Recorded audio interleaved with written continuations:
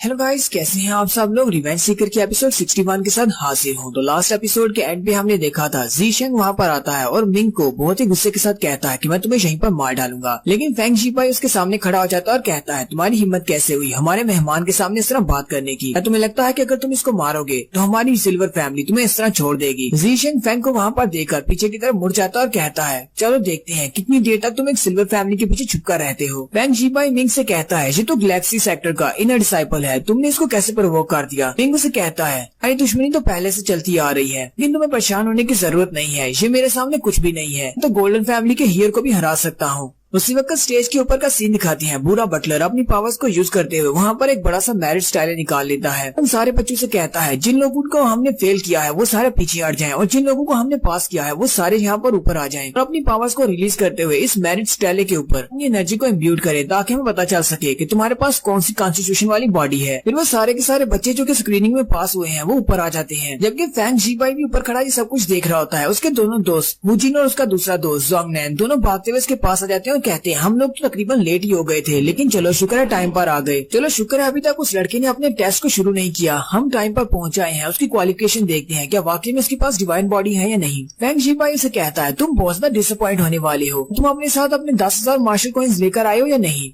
सबसे पहले एक लड़का आगे बढ़ता है और उस मैरिज स्टाइल के ऊपर अपना हाथ रखता है और अपनी पावर्स को रिलीज करता है, जिसकी वजह से वो मैरिज स्टाइल चमकना शुरू होता है। बटलर उसकी एनर्जी को मापने के बाद कहता है उसके पास हाईएस्ट ग्रेड का अवतार बॉडी है, लेकिन फिर भी इसकी स्पिरिचुअल एनर्जी सिर्फ 280 है, कि इसकी पोटेंशियल बहुत ज्यादा कम है। बिमिंग अपने मास्टर से कहती है मास्टर ये मैरिज स्टाइल बहुत ज्यादा स्पेशल है, इसके ऊपर जब आप अपना हाथ लगाते हैं तो उसके बाद ये आपके अवतार के बारे में बताता है और साथ ही आपकी पोटेंशियल को भी माप लेता है। अगर आपकी अवतार बॉडी आपकी पोटेंशियल ज्यादा अच्छी है और आपकी पोटेंशियल आपकी अवतार बॉडी से कम है तो इसका मतलब आपके पास आगे बढ़ने के चांसेस बहुत ज्यादा कम है। मिंग बिमिंग से कहता है क्या हम लोग अपनी फिजिक को भी चेंज कर सकते हैं, मुझे तो लगा था ये कांस्टेंट रहती है। बिमिंग उसे कहती है नहीं मास्टर, आपकी अवतार बॉडी चेंज होती है। जैसे कि 3 साल पहले आप उस लड़की रोजविंज की प्रिंसेस से मिले थे, उसके पास एक ट्रेजर बॉडी थी, लेकिन अब जब आप उसे रिवर एरिया में मिले हैं तब उसके पास एक होली बॉडी थी, लेकिन उसने अपने अवतार को चेंज किया है। आपकी फिजिकल कॉन्स्टिट्यूशन के साथ साथ आपका अवतार भी चेंज होता है। उस लड़की ने थोड़े ही अरसे में अपने आप को बहुत ज्यादा इम्प्रूव कर लिया है क्योंकि उसके पास बहुत ज्यादा पोटेंशियल है। मिंग से कहता है अच्छा तो ऐसी बात है, मैं यही सोच रहा हूँ कि मेरे पास डिवाइन बॉडी है, पता नहीं मेरी डिवाइन बॉडी अपग्रेड होने के बाद क्या बन जाएगी, क्या ये डिवाइन होली बॉडी बन जाएगी। बटलर कहता है अब नेक्स्ट बारी ज़ीशेंग जी की है। ज़ीशेंग आगे बढ़ता है और अपनी पावर्स को रिलीज करते हुए मैरिज स्टाइल के ऊपर अपना हाथ रखता है। उस मैरिज स्टाइल के ऊपर बहुत सारी लाइट चमकती है। बटलर भी देखकर बहुत ज्यादा हैरान हो जाता है और कहता है इसकी स्पिरिचुअल एनर्जी 1180 पर है और इसका अवतार मिडिल ग्रेड का अवतार है, ये तो सबसे बेस्ट है। सारे बच्चे ये बात सुनते ही बहुत ज्यादा हैरान हो जाते हैं और कहते हैं क्या वाकई में यहाँ पर एक मिडिल ग्रेड अवतार वाला लड़का है। तो साथ ही उस बटलर ने कहा है कि इसके पास लोअर पोटेंशियल भी है, लेकिन फ्यूचर में ये बहुत कुछ अचीव कर सकता है, ये टॉप ग्रेड का ट्रेजर बॉडी भी हासिल कर सकता है। सारे कह रहे होते हैं लगता है कि हमें अपनी फर्स्ट प्लेस वाला गार्ड मिल गया है, सारे बच्चों को ट्राई करने की जरूरत भी नहीं है। जबकि हुजिन भी उसको देखकर नोटिस कर रहा होता है और कहता है ये लड़का तो काफी ज्यादा अच्छा है, इसकी पोटेंशियल ठीक है, इसकी डिटेल्स के बारे में चेक करता हूँ, क्या पता ये भी मेरी फैमिली के लिए यूज हो सकता है या नहीं। उसके बाद मिंग की बारी होती है। मिंग वहाँ पर जा रहा होता है मैरिज स्टाइल की तरफ। ज़ीशेंग उसे कहता है क्या अब तुम्हें पता चला कि मैं कितना बड़ा जीनियस हूँ, मैं बहुत बड़ा जीनियस हूँ, इसीलिए मेरे डैड ने तुम्हारे बाप के सर को काट दिया था कि मैं गैलेक्सी सेक्टर का एक डिसाइबल बन सकूं। इसलिए तुम्हें तो खुश होना चाहिए कि जितनी मेरे पास क्वालिफिकेशन है तुम्हारे बाप का सर कटना ये उसके लिए बहुत ज्यादा ऑनर की बात है, उसने मेरे लिए अपनी जान दे दी। लेकिन मिंग भी उसे ताना देते हुए कहता है मेरे बाप का तो सिर्फ सर काटा गया था, लेकिन यहाँ पर किसी के बाप के सर को ही क्रश कर दिया गया है, तो तुम उसको दिखना सकते हो और ना ही जड़ी बूटी के लिए फर्टिलाइजर के तौर पर यूज कर सकते हो। ये बात सुनकर ज़ीशेंग फिर से गुस्सा हो जाता है और उसे कहता है तुम यहाँ पर सिर्फ बड़ी बड़ी बातें कर सकते हो, चलो देखते हैं जरा मैरिज स्टाइल को यूज करके तो दिखाओ। मिंग आगे बढ़ता है और अपनी पावर्स को रिलीज करते हुए मैरिज स्टाइल के ऊपर अपना हाथ रखता है। जैसे वो मैरिज स्टाइल के ऊपर अपना हाथ रखता है कुछ भी नहीं होता। मिंग भी ये देखकर बहुत ज्यादा हैरान हो जाता है, जबकि देखने वाले भी सारे के सारे हैरान होते हैं और कहते हैं ऐसा कैसे हो सकता है, इस मैरिज स्टाइल के ऊपर तो कोई भी रिएक्शन नहीं है, उसका कुछ ना कुछ तो होना चाहिए था। ये लड़का बहुत ही ज्यादा लो ग्रेड का लड़का भी होता, अभी मैरिज स्टाइल को चमकना चाहिए था। कहीं ऐसा तो नहीं कि इसके पास कोई स्पिरिचुअल अवतार है ही नहीं, लेकिन फिर भी अगर कोई मॉडल भी जहाँ पर आकर अपना हाथ रखेगा तो उसके पास भी थोड़ी बहुत एनर्जी तो होती है जिससे वो मैरिज स्टाइल को लाइट अप कर सके। मिंग वहीं पर हाथ रखकर खड़ा होता है और इसी तरह आधा घंटा गुजर जाता है। वो तीनों बटलर भी बहुत ज्यादा हैरान होते हैं और कहते हैं यहाँ पर क्या हो रहा है, ऐसे मैरिज स्टाइल लाइट अप क्यों नहीं हो रहा। वो तीनों बटलर आपस में डिस्कस करना शुरू कर देते हैं। उनमें से कहता है लगता है कि हमारा मैरिज स्टाइल खराब हो गया है। दूसरे वाला बटलर उसे कहता है मैंने अपनी पूरी जिंदगी में कभी ऐसा नहीं सुना कि मैरिज स्टाइल काम न करे, मुझे लगता है कि इस लड़के के पास बहुत कुछ है जिसे कैलकुलेट करने में मैरिज स्टाइल को काफी ज्यादा टाइम लग रहा है, बस थोड़ा सा और इंतजार करना है, लगता है कि थोड़ी देर में ये लाइट अप हो जाएगा। तब बटलर उनसे कहता है मुझे लगता है कि इस लड़के के पास हाईएस्ट ग्रेड का अवतार है, इसी वजह से तो मैरिज स्टाइल इसकी बॉडी की कंस्टिट्यूशन को कैलकुलेट नहीं कर पा रहा। लेकिन साथ ही वो कहता है लेकिन ऐसा कैसे हो सकता है, पूरे डोंकी स्टेट में इस तरह का कोई भी जीनियस नहीं है। वो भी आपस में डिस्कस कर रहे होते हैं, उसी वक्त पीछे से जबरदस्त एनर्जी निकलती है।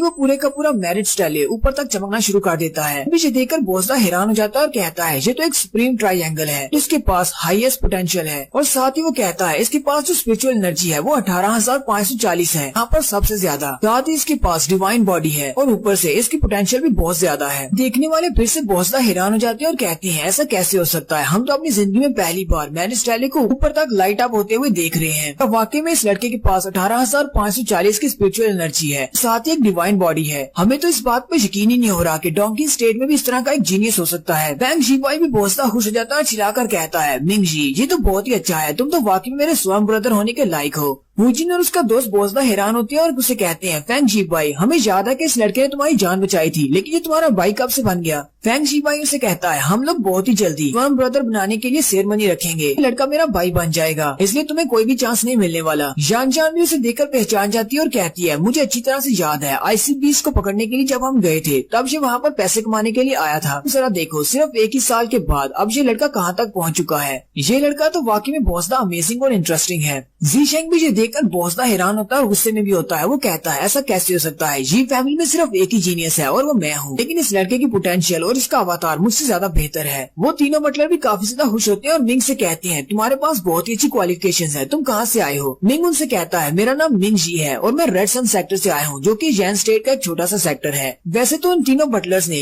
रेड सन सेक्टर का नाम नहीं सुना होता, लेकिन उसे कहते हैं हाँ हमने रेड सन सेक्टर का बहुत नाम सुना है। मिंग सोच रहा होता है हाँ मुझे पता है कि तुम लोगों को रेड सन सेक्टर के नाम के बारे में नहीं पता होगा कि वो तो एक लो ग्रेड का सेक्टर है। बूढ़ा बटलर उसे कहता है यहाँ पर अभी और भी टेस्ट होने वाले हैं, लेकिन तुम्हारे पास बहुत अच्छी क्वालिफिकेशन है, तुम्हें बाकी के टेस्ट देने की जरूरत नहीं है। मैं तुम्हें डायरेक्टली अपने यंग मार्किस के पास लेकर जा रहा हूँ। हमारे यंग मार्किस बहुत ही अच्छे और नेक दिल हैं। मैं तुमसे वादा करता हूँ अगर तुम उनके साथ मिलकर काम करोगे तो तुम्हें जरा भी नुकसान नहीं होगा और तुम्हारे लिए बहुत ही अच्छा रहेगा। मिंग उसे कहता है चलो फिर ठीक है, मुझे अपने यंग मार्किस के पास ले चलो। फैंग जीबाई भी बात सुन के बोसदा उदास होता है और कहता है हमारे हाथ से एक बहुत ही अच्छा मौका चला गया। अगर यंग मार्किस से अपने लिए रिक्रूट नहीं करते तो मैं इसे अपनी फैमिली के लिए रिक्रूट कर लेता। जबकि हुजिन भी अपना चेहरा लटका लेता और कहता है अफसोस की बात है यंग मार्किस की नजर इस पर पड़ गई है। यंग मार्किस के होते हुए हम लोग इस लड़के को अपनी फैमिली के लिए कैसे रिक्रूट कर सकते हैं। अब तो ये लड़का बहुत ही जल्दी ड्रैगन एकेडमी में एडमिशन ले लेगा क्योंकि यंग मार्किस इसकी पूरी हेल्प करेंगे। नेक्स्ट सीन मार्किस के पैलेस का दिखाया जाता है, जहाँ पर मार्किस डोमिनेटर लेवल के मास्टर के साथ बैठे चेस खेल रहे होते हैं। वो बटलर वहाँ पर आता है और मार्किस से कहता है यंग मार्किस मैं उस जीनियस लड़की को अपने साथ लेकर आया हूँ जिसने इस टेस्ट को पास किया है और जिसके पास हाईएस्ट क्वालिफिकेशन है। यंग मार्किस उसे कहता है मिंग यहाँ पर आ जाओ और मेरे साथ बैठो। मिंग भी उसके पास आ जाता है और कहता है मेरा नाम मिंग जी है। साथ ही मिंग उसके साथ वाले जो बंदा उसके साथ खेल रहा होता है, चेस खेल रहा होता है, वो उसकी तरफ देखकर हैरान हो जाता है क्योंकि गली में उन्होंने जो एक डोमिनेटर लेवल का मास्टर देखा था तो एक 5th लेवल के बीस्ट के ऊपर बैठा हुआ था, ये वही मास्टर है। यंग मार्किस मिंग से कहता है लगता है कि तुम्हें थोड़ी देर के लिए इंतजार करना पड़ेगा। मैं यहाँ पर मिस्टर ओशेंग के साथ चेस खेल रहा हूँ, हालांकि मैं हर बार इनसे हारता हूँ, लेकिन इस बार मैं नहीं हार सकता। मैं बहुत ही क्रिटिकल पॉइंट पर पहुँच चुका हूँ, मुझे लगता है कि इस बार मैं जीत सकता हूँ। मिंग भी उनके प्ले की तरफ देख रहा होता है और कहता है मैंने कभी किसी डोमिनेटर लेवल के मास्टर को चेस खेलते हुए नहीं देखा। जहाँ पर वो अपने चेस पीसीस को रख रहे होते हैं वहाँ से बहुत सारी एनर्जी निकल रही होती है। मिंग कहता है हालांकि ये सिर्फ अपने चेस पीसीस को वहाँ पर उठाकर रख रहे हैं, लेकिन फिर भी वहाँ से बहुत ज्यादा एनर्जी निकल रही है, मैं तो बेहोश होने वाला था। बिमिंग चिल्लाकर मास्टर से कहती है मास्टर होश में आओ। मिंग उसे कहता है तुम्हारा बहुत बहुत शुक्रिया, अगर तुम मुझे आवाज नहीं देती तो मुझे तो ऐसे ही लगा था जैसे कि मैं उस चेस बोर्ड के अंदर खींचा चला जा रहा हूँ। चेस बोर्ड के अंदर से बहुत सारी एनर्जी निकल रही है और वो एक व्हिर्लपूल बना रही है जो कि मुझे अपने अंदर खींच रही थी।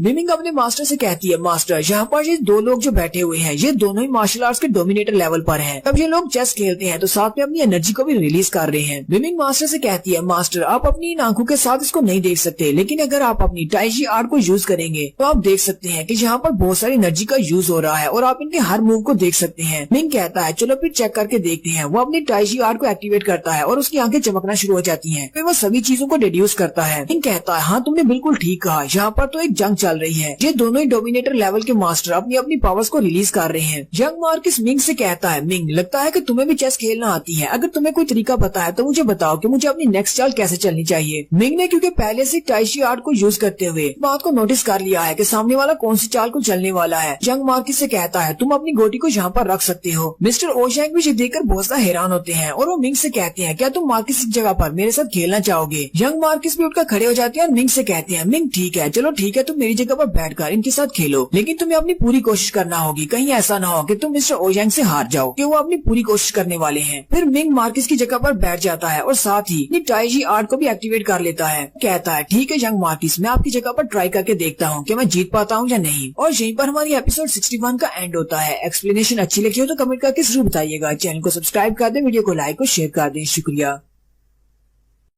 हेलो गाइस, कैसे हैं आप सब लोग। रिवेंज सीकर के एपिसोड 62 के साथ हाजिर हूँ। तो लास्ट एपिसोड के एंड पे हमने देखा था बटलर मिंग को यंग मार्किस के पास लेकर जाता है, जहाँ पर वो मिस्टर ओशैंग के साथ बैठकर चेस खेल रही होती हैं। मिस्टर ओशैंग मिंग से कहती हैं क्या तुम मार्किस की जगह पर मेरे साथ खेलना चाहोगे। मार्किस भी उठकर खड़े हो जाते हैं और मिंग से कहते हैं तुम मेरी जगह पर उसके साथ खेलो, लेकिन अपनी पूरी कोशिश करना कि हारना मत। मिंग अपनी टाइजी आर्ट को यूज करते हुए उनके साथ चेस खेलता है। मुझे चेस के बारे में नहीं पता कि इसे कैसे खेला जाता है, इसलिए मैं यहाँ पर सिर्फ इतना ही बताऊंगा कि मिंग इस चेस गेम को जीत जाता है। क्योंकि मिंग अपनी टाइजी आर्ट को यूज कर रहा है, इसलिए उसे पहले से पता चल जाता है कि मास्टर क्या करने वाले हैं और वो कौन सा मूव चलने वाले हैं। जब वो दोनों अपनी गेम के एंड पे होते हैं तो वो दोनों बहुत ही तेज तेज अपने हाथों को चला रहे होते हैं। यंग मार्किस भी ये देखकर बहुत ज्यादा हैरान होती है और कहते हैं ये दोनों तो चेस खेलने में बहुत ज्यादा माहिर हैं। मार्किस कहते हैं मिस्टर ओशैंग के अटैक्स और भी ज्यादा फियर्स होते जा रहे हैं, ऐसा लगता है जैसे कि मास्टर ओशैंग बहुत ही जल्दी हारने वाले हैं। बिल्कुल ऐसा ही होता है। मास्टर ओशैंग हार मान लेते हैं और उठकर खड़े हो जाते हैं और कहते हैं ठीक है तुम जीत गए, मैं इस बैटल को नहीं जीत सकता। मिंग भी मिस्टर ओशैंग को दिलासा देने के लिए कहता है मिस्टर ओशैंग आपकी जो प्रीवियस अरे थी मार्किस के लिए थी, लेकिन मैंने उनको रिप्लेस कर दिया, इसकी वजह से आपकी वो अरे बेकार होगी। अगर हम दोनों शुरू से एक फाइट कर रहे होते तो आप इस चेस गेम में मुझसे जीत जाते। मिस्टर ओशैंग भी उसे कहते हैं तुम्हारे पास तो बहुत अच्छे स्किल हैं, तुम्हें चेस खेलना आता है, फ्यूचर में शायद हम दोनों कभी खेल पाए, लेकिन ऐसा लगता नहीं है। साथ ही उनकी बॉडी के पास से एक ब्लैक सा शैडो निकलता है और वो शैडो में कवर हो जाती है। ये देखकर वो भी हैरान हो जाते हैं। मिंग भी ये देखकर काफी हैरान होता है। यंग मार्किस मिंग से कहते हैं मिंग तुमने यहाँ पर मेरी बहुत ज्यादा हेल्प की है, मैंने इनके साथ बैट लगाई हुई थी, मैं जीता हूँ तो मिस्टर ओशैंग पेशा के लिए मेरे बटलर बन जाएंगे, तुम्हारी वजह से अब वो मेरे बटलर बन गए हैं। मास्टर ओशैंग बहुत ज्यादा कॉन्फिडेंट थे, उन्हें लगा था शायद तुम उसको हरा नहीं पाओगे। मिंग बेचारा भी घबरा जाता और कहता है अगर आपने मुझे पहले बताया होता कि आपने बैट लगाई हुई है तो मैं कभी भी ये चेस गेम नहीं खेलता, क्योंकि आप दोनों ही मार्शल आर्ट्स के डोमिनेटर लेवल के मास्टर्स हैं, मैं आप दोनों को ऑफेंड नहीं करना चाहता।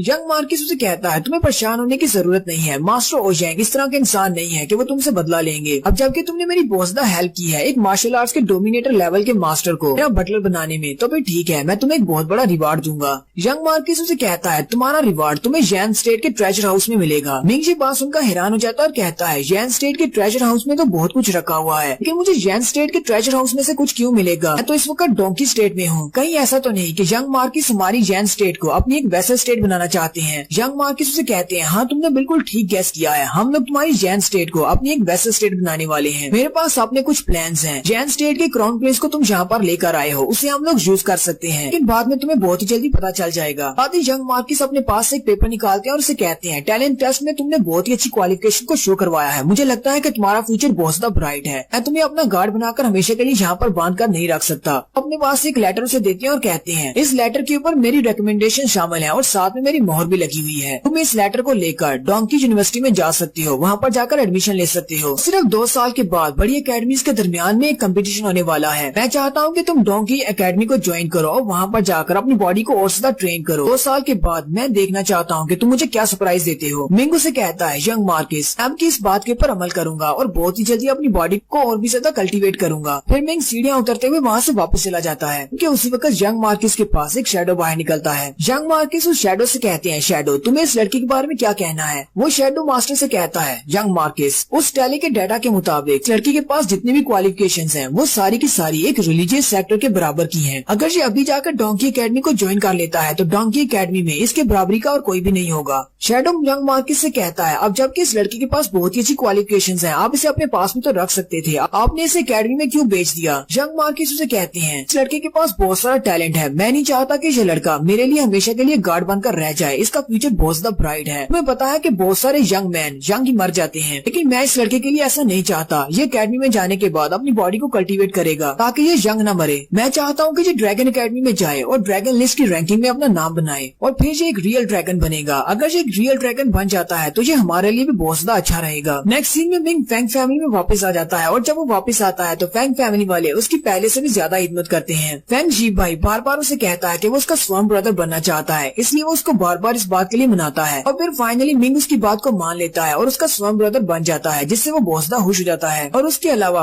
हुजिन ने अपनी शर्त को हार दिया था, जिसकी वजह से उसने मिंग को 10,000 मार्शल कॉइन्स देने की बजाय उसने 20,000 मार्शल कॉइन्स का एक वेपन मिंग को दे दिया था। लेकिन मिंग के वो किसी काम का नहीं था क्योंकि वो एक तलवार थी, जबकि मिंग के पास तो उसकी ब्लैक ड्रैगन स्वर्ड है। इसलिए मिंग ने उस तलवार को बेच दिया और उसके बदले में मार्शल आर्ट्स कॉइन्स ले लिए। फिर कुछ दिन के बाद मिंग ने वहाँ पर सभी को गुड बाय बोला और एक फ्लाइंग सीडान चेयर के ऊपर बैठकर वापस अपने रेड सन सेक्टर की तरफ निकल पड़ा। और यहीं पर जी फैमिली का सीन दिखाया जाता है। जी फैमिली के वैन लियांग, जो कि मास्टर वैन शेंग के मरने के बाद अब लीडर हैं, वो आराम से अपने रूम में बैठी होती हैं। उसी वक्त एक बंदा भागता हुआ अंदर आता है और कहता है, सर एक बहुत ही बुरी खबर है। चीफ उसे कहते हैं क्या हुआ? वो उनसे कहता है जी शेंग वापस आ गया है। वैन लियांग भी ये बात सुनकर बहुत ज्यादा घबरा जाते हैं क्योंकि जी शेंग तो एक जीनियस है। उसे कहते हैं कहाँ पर है वो? लड़का उन्हें बताता है वो बैकयार्ड में है और अपनी माँ के पास है। मुझे लगता है कि वो बहुत ज्यादा गुस्से में होगा और हम पर भी अटैक कर सकता है। नेक्स्ट सीन कोर्टयार्ड का दिखाया जाता है, जहाँ पर जी शेंग की मॉम उसके साथ लगकर रो रही होती है, जबकि उनकी फैमिली के बाकी के जितने भी लोग होते हैं वो भी उसके इर्द गिर्द खड़े होते हैं और काफी ज्यादा गुस्से में होते हैं। तो वो जी शेंग से कहते हैं तुम्हें हमारे मास्टर का बदला लेना होगा अब जबकि तुम वापस आ गए हो। वैन लियांग ने बहुत ही बुरा किया है, तुम्हारे डैड को हटाकर चीफ की कुर्सी के ऊपर बैठ गया है। जी शेंग उन सब से कहता है मुझे सारी की सारी बात डिटेल में बताओ। उसकी मॉम रोते हुए उससे कहती है मिंग जी बहुत ज्यादा बुरा है और बहुत ही जालिम है। उसने तुम्हारे सारे अंकल्स को भी मार दिया और साथ में तुम्हारे कजन्स को भी मार दिया और फिर कुछ दिन पहले वो यहाँ पर आया था और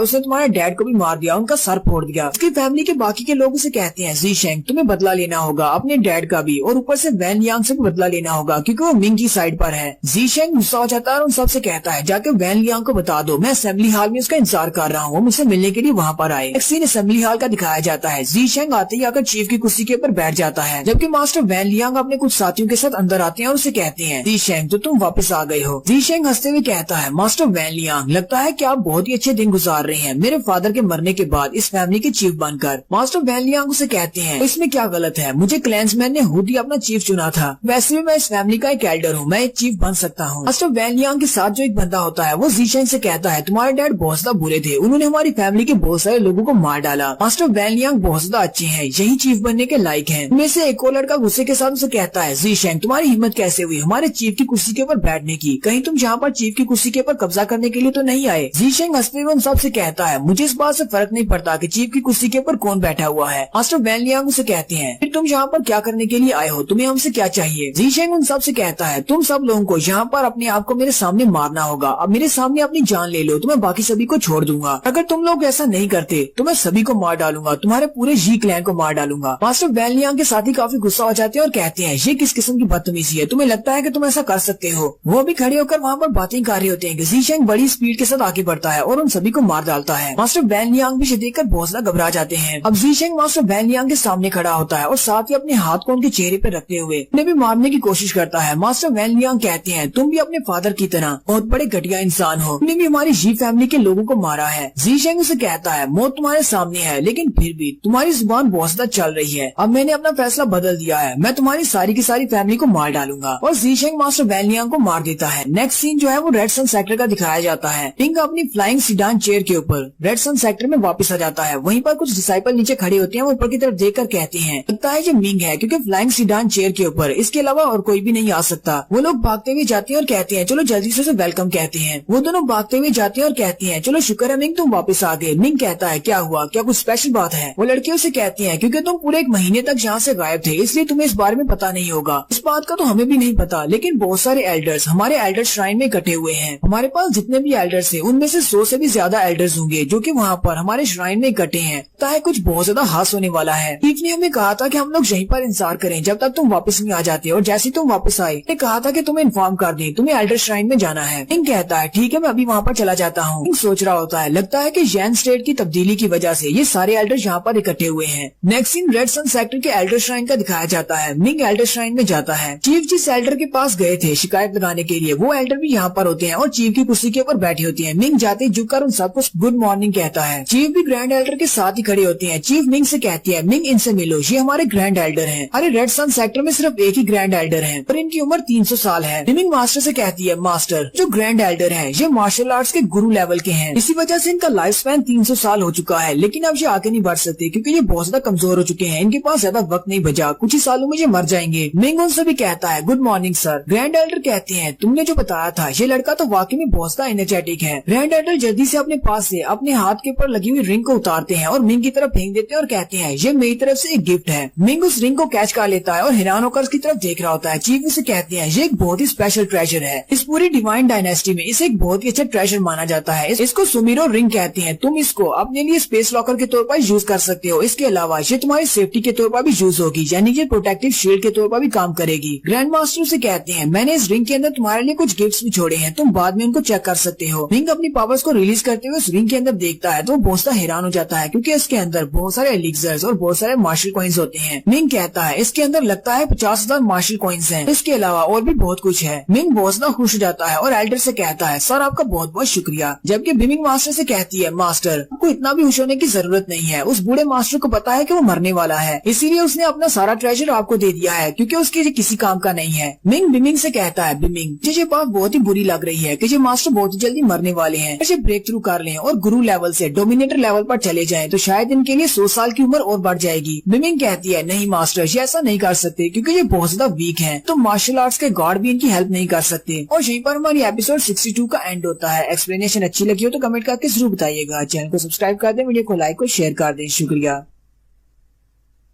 हेलो गाइस, कैसे हैं आप सब लोग। रिवेंज सीकर की एपिसोड 63 के साथ हाजिर हूँ। अगर अभी तक किसी ने मेरे चैनल को सब्सक्राइब नहीं किया हुआ तो चैनल को सब्सक्राइब कर दे, वीडियो को लाइक और शेयर कर दे। शुक्रिया। तो एपिसोड 63 की शुरुआत में चीफ मिंग से कहते हैं जब तुम मैजिकल रिवर एरिया से वापस आए थे तभी तुमने आकर मुझे बताया था जैन स्टेट में बहुत कुछ चेंज होने वाला है, और तुम्हारी बात बिल्कुल सच साबित हुई। वाकई में जैन स्टेट में कुछ बहुत ज्यादा चेंज होने वाला है। हमने भी बहुत ज्यादा इन्वेस्टिगेशन की है। हमारी इन्वेस्टिगेशन के मुताबिक डोंकी स्टेट वाले हमारी जैन स्टेट को अपनी एक वैसल स्टेट बनाना चाहते हैं, इसलिए हमें भी बहुत ज्यादा प्रिपरेशन करनी पड़ेगी। मिंग कहता है लेकिन चीफ इस सब से हमारा क्या ताल्लुक है, हमें क्यों प्रिपेयर करना पड़ेगा। अगर हमारी जैन स्टेट में कुछ तब्दीली आती है तो इससे हमारे रेड सन सेक्टर पर क्या फर्क पड़ने वाला है। चीफ उसे कहते हैं इससे बहुत बड़ा इम्पैक्ट पड़ेगा। जैन स्टेट अभी तक किसी भी वैसल स्टेट नहीं थी, अब जबकि हमारी जैन स्टेट डोंगी की एक वैसल स्टेट बन जाएगी जो कि किंगलोंग डायनेस्टी के अंडर आती है। यहाँ पर भी बहुत सारी यूनिवर्सिटीज और अकेडमीज आकर बनेगी। कुछ रिलीजियस सेक्टर्स भी हमारे इन सेक्टर्स को अपने साथ ज्वाइन करना चाहेंगे, और हो सकता है कि अगर हम उनकी बात नहीं मानेंगे तो वो रिलीजियस सेक्टर या फिर अकेडमीज वाले में से ज्यादातर सेक्टर्स को डिस्ट्रॉय कर दें, इसलिए हमें बहुत ज्यादा तैयार रहना पड़ेगा। इसी वक्त भी हम पर कोई अटैक हो सकता है। मास्टर ब्याउफ आगे बढ़ते हैं और कहते हैं तुम्हें इतना परेशान होने की जरूरत नहीं है, इससे हमें एक फायदा भी है। अगर एक बार डोंकी स्टेट ने जैन स्टेट को अपनी वेसल बना लिया तो उसके बाद तुम लोग आसानी से डोंकी एकेडमी में एडमिशन ले सकती हो, जिससे ड्रैगन लिस्ट में हिस्सा लेना तुम्हारे लिए आसान हो जाएगा। डोंकी एकेडमी में एडमिशन लेना इतना कोई आसान काम नहीं है, तुम्हारे लिए जो जिंदगी भर में एक ही मौका मिलेगा, जो तुम्हारे लिए बहुत ज्यादा अच्छा है। मिंग उनकी बात सुनने के बाद कहता है असल में बात ये है, आपको लगता है कि डोंकी एकेडमी में एडमिशन लेना बहुत ज्यादा मुश्किल है, लेकिन मुझे तो पहले से एक इनविटेशन मिल चुका है डोंकी एकेडमी को ज्वाइन करने के लिए। ये बात सुनते ही वो सारे के सारे लोग बहुत ज्यादा हैरान हो जाते हैं। चीफ और ग्रैंड एल्डर भी हैरान होते हैं। मास्टर ब्यावू से कहते हैं जो भी अभी तुमने कहा है क्या वो वाकई में सच है। मिंग अपने पास से वो रिकमेंडेशन वाला लेटर निकालता है जो कि उसे यंग मार्किस ने दिया था। वो उन सब से कहता है हाँ ये बात सच है, मेरे पास ये रिकमेंडेशन वाला लेटर है जो कि मुझे मार्किस ने दिया है। इस लेटर की मदद से मैं डायरेक्टली डोंकी एकेडमी में जाकर एडमिशन ले सकता हूँ। ग्रैंड एल्डर आगे बढ़ते हैं और उसके लेटर को चेक करने के बाद कहते हैं ये तो वाकई में रियल है, तुम्हें ये कहाँ से मिल गया और मार्किस से तुम कब जाकर मिले। वो उसे कहते हैं मार्किस के जो गार्ड्स होते हैं वो भी एकेडमी में इतनी आसानी से एडमिशन नहीं ले सकते, लगता है कि मार्किस ने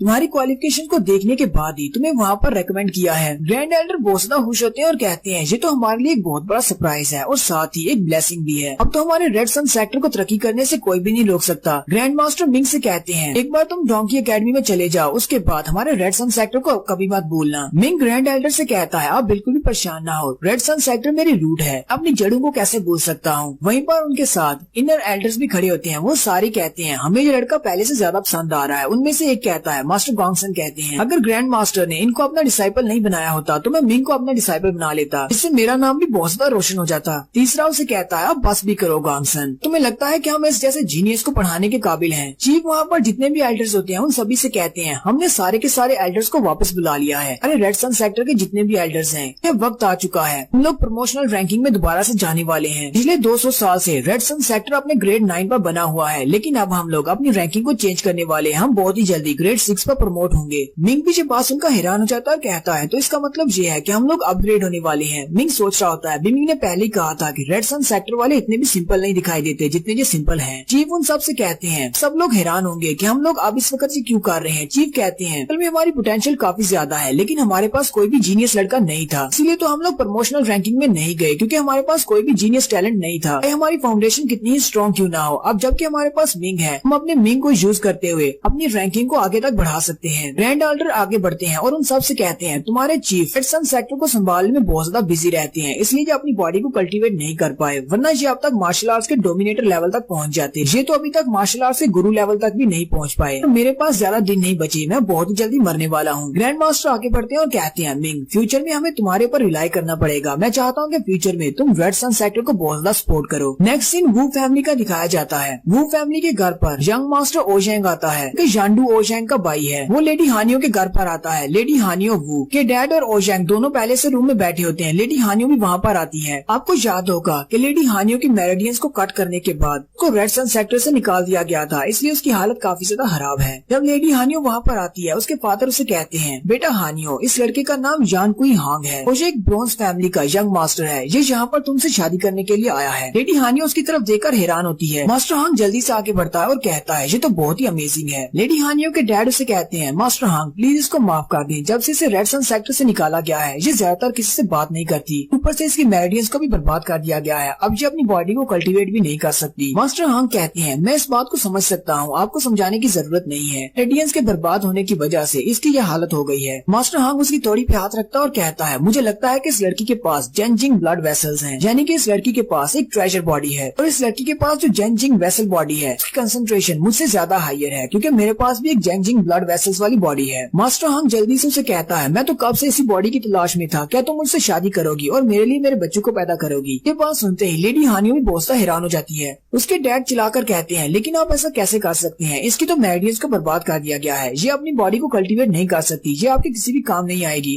यंग मास्टर यंग कहता है इस बात की मुझे कोई टेंशन नहीं है, मैं इसकी मेरिडियंस को फिर से ठीक कर सकता हूँ और इसकी कल्टीवेशन पहले से भी ज्यादा हाई हो जाएगी। लेडी हानियो भी हैरान होती है और कहती है क्या वाकई में तुम मेरी मेरिडियंस को ठीक कर सकते हो। हांग उसे कहता है ये मेरी हांग फैमिली के लिए बहुत ज्यादा आसान है, हम तुम्हारी मेरिडियंस को रिपेयर कर सकते हैं, तुम्हारे पास भी सेम मेरे जैसी बॉडी है, हम दोनों बहुत ही जल्दी इम्प्रूव कर सकते हैं अगर हम लोग डबल कल्टीवेशन मेथड को यूज करते हैं। लेकिन इससे पहले कि मैं तुम्हारी मेरिडियंस को ठीक करूँ तुम्हें मुझे मिंग जी के बारे में बताना होगा कि वो कहाँ पर है। लेडी हानियो मिंग का नाम सुनकर हैरान हो जाती है और कहती है तुम्हें मिंग के बारे में क्यों जानना है। मास्टर हांग उसे कहता है मैं यांडू हांग का बड़ा भाई हूँ और मैंने सुना है कि एक लड़का जिसका नाम मिंग जी है उसने मेरे भाई को मार डाला है, वो लड़का भी रेड सन सेक्टर में ही पड़ता है। उस लड़के की हिम्मत कैसे हुई, उसने मेरे भाई को मारा है, मैं अपने भाई की मौत का बदला जरूर लूंगा, क्या तुम मुझे बता सकती हो कि मुझे मिंग जी इस वक्त कहाँ पर मिलेगा। लेडी हानियो से कहती है लेकिन पहले मुझे ये बात बताओ मेरे पास एक स्पेशल बॉडी है तो पहले किसी को इस बारे में क्यों नहीं पता चला। मास्टर हांग उसे कहता है क्योंकि तुम्हारे पास एक स्पेशल बॉडी है जिसके बारे में हर किसी को पता नहीं चल सकता, वही सेम बॉडी मेरे पास है, जब मैं तुम्हारे पास आया तो मेरी बॉडी में भी रिएक्शन हुआ, इसलिए हम दोनों के पास सेम बॉडी है, अगर हम दोनों डुअल कल्टीवेशन मेथड को यूज करते हैं तो हम दोनों ही अपनी बॉडी को इम्प्रूव कर सकते हैं। मास्टर यांग अपने पास एक पिल निकालता और कहता है ये रिपेयरिंग पिल है, इसको खा लो और तुम्हारी मेरिडियंस बिल्कुल ठीक हो जाएंगी, और अगर तुम मेरे साथ डुअल कल्टीवेशन करती हो बहुत ही जल्दी तुम मेरे लेवल के बराबर आ जाओगी, तुम्हें सब कुछ मिलेगा, तुम्हें बस बदले में मुझे ये बताना है कि मुझे मिंग जी इस वक्त कहाँ पर मिलेगा। लेडी हानियो काफी ज्यादा खुश हो जाती है और कहती है इसका मतलब मैं रिकवर कर सकती हूँ, पहले से भी बेहतर हो जाऊंगी। वो अपना हाथ आगे बढ़ाकर जैसे उसे वो पिल लेने लगती है उसी वक्त उसे याद आता है जब लोगों ने उसे छोड़ दिया था और वो बाहर फटे हुए कपड़ों के साथ पड़ी हुई थी, तब मिंग वहाँ पर आया था और मिंग ने उसे अपनी चादर दी थी। हानियो कहती है मैं मिंग के साथ ऐसा कैसे कर सकती हूँ, मुश्किल के वक्त में उसने मेरी हेल्प की थी जबकि किसी ने मेरी हेल्प नहीं की। ये बात सुनते ही हांग गुस्सा हो जाता है और उसके चेहरे पर एक जबरदस्त थप्पड़ मारता है और उसे कहता है तुम्हारी हिम्मत कैसे हुई मुझे मना करने की, मेरे अलावा कोई भी तुम्हारी हेल्प नहीं कर सकता, पर तुम मेरी इस ऑफर को नहीं मानोगी तो तुम हमेशा सारी जिंदगी बगैर मेरिडियंस की जिंदगी गुजार दोगी। लेडी हानियो के डैड भागते हुए आगे बढ़ते हैं और कहते हैं मास्टर हांग प्लीज शांत हो जाए, मेरी बेटी काफी ज्यादा वीक है, अगर आप उसे एक दो और थप्पड़ मारेंगे तो वो बेचारी मर जाएगी, उसे सोचने के लिए थोड़ा सा टाइम तो दें, वैसे भी आपको उसकी हेल्प की जरूरत नहीं है, मुझे पता है कि मिंग जी इस वक्त आपको कहाँ पर मिलेगा, मैंने सुना है कि जी फैमिली में बहुत ही अप्रोच चल रही है, जी शेंग जी ने वहाँ पर जाकर वैन लियांग को मार डाला है, मिंग वैन लियांग और उसके बाकी के दोस्तों को बचाने के लिए वहाँ पर जरूर जाएगा। मैं तुम्हें ये बता सकता हूँ जी फैमिली का मेंशन कहाँ पर है, तुम लोग वहाँ पर जाकर उसे मार मार सकते हो। मास्टर हांग उसे कहता है चलो फिर ठीक है, अगर तुम्हारी बेटी के साथ मैं डुअल कल्टीवेशन नहीं करना चाहता तो मैंने इसको मार देना था।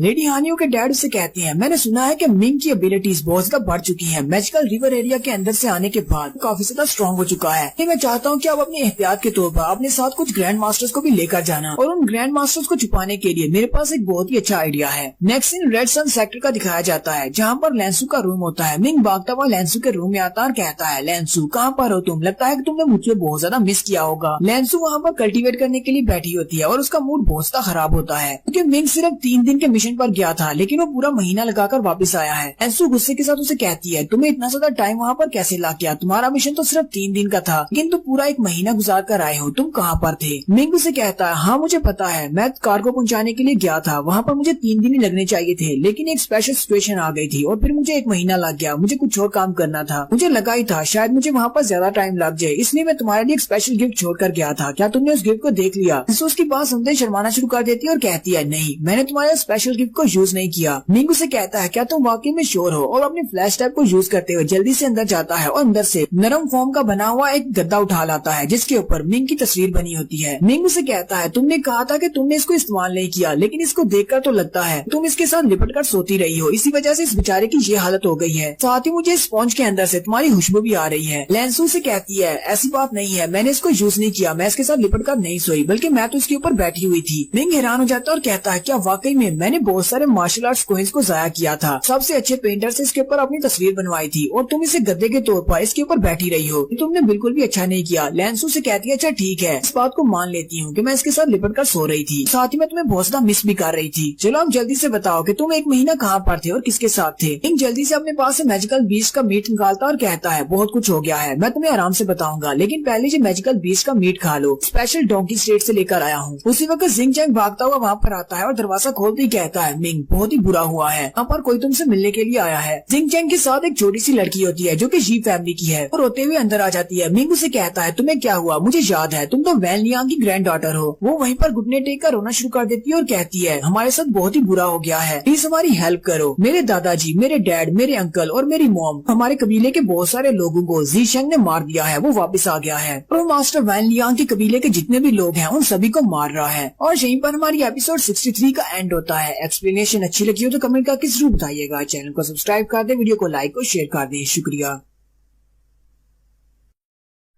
हेलो गाइस, कैसे हैं आप सब लोग। रिवेंज सीकर की एपिसोड 64 के साथ हाजिर हूँ। तो लास्ट एपिसोड के एंड पे हमने देखा था मिंग रेड सन सेक्टर में वापस आता है, वहीं पर एक लड़की आती है जो कि वैन लियांग की पोती है। वो रोते हुए मिंग से कहती है जी शेंग वापस आ गया है और उसने आकर मेरे दादाजी को भी मार दिया है और साथ ही कबीले के बाकी लोगों को भी मार रहा है, हमें तुम्हारी हेल्प की जरूरत है। मिंग भी उसकी बात सुनकर हैरान होता है और कहता है तो इसका मतलब वो कमीना वापस आ गया है और तुम्हारे कबीले के लोगों को मार रहा है। वो लड़की और भी ज्यादा रोना शुरू कर देती है और कहती है वो बहुत बड़ा कमीना है, उसने बहुत सारे लोगों को मार दिया है, हमारे लड़कों को तो मार दिया और साथ ही हमारी औरतों को उसने कैद कर लिया है। जब मेरी मॉम ने यहाँ से भागने की कोशिश की तो उसने मेरी मॉम को पकड़ लिया और अलहदा बंद कर दिया। मैं अपनी ग्रैंडमा और कुछ बूढ़ी औरतों के साथ अपने छोटे भाई को लेकर वहाँ से भाग गई हूँ। जिंग चैंग मिंग से कहता है दरवाजे के ऊपर बहुत सारी बूढ़ी औरतें हैं जिनके पास छोटे बच्चे भी हैं, सिर्फ इस छोटी लड़की को साथ लेकर आया हूँ, वो लोग काफी ज्यादा जख्मी भी हैं, उनका क्या करना है। मिंग जिंग चैंग से कहता है ब्रदर तुम ऐसा करो, उन सभी को अंदर ले आओ और उन सभी को उनके कॉटेजेस में रहने के लिए, रेस्ट करने के लिए जगह दे दो ताकि वो लोग यहाँ पर आराम कर सके। फिर वो उस छोटी लड़की से कहता है मैं तुमसे वादा करता हूँ मैं अभी जाता हूँ और जाकर जी शेंग को मार कर आता हूँ, जी शेंग का ये आखिरी दिन होगा। लेंसू मिंग से कहती है मिंग तुम्हें बहुत ज्यादा ध्यान रखना होगा, कहीं ऐसा न हो कि उसने जानबूझकर इन सारी बूढ़ी औरतों और इन बच्चों को यहाँ पर भेजा हो ताकि वो तुम्हें वहाँ पर वापस बुला सके, ये उसकी कोई चाल भी हो सकती है। और वैसे भी तुम्हें जी फैमिली वालों को बचाने की क्या जरूरत है, वो तो सारे के सारे गद्दार हैं और उन्होंने तुम्हारे साथ कुछ भी अच्छा नहीं किया।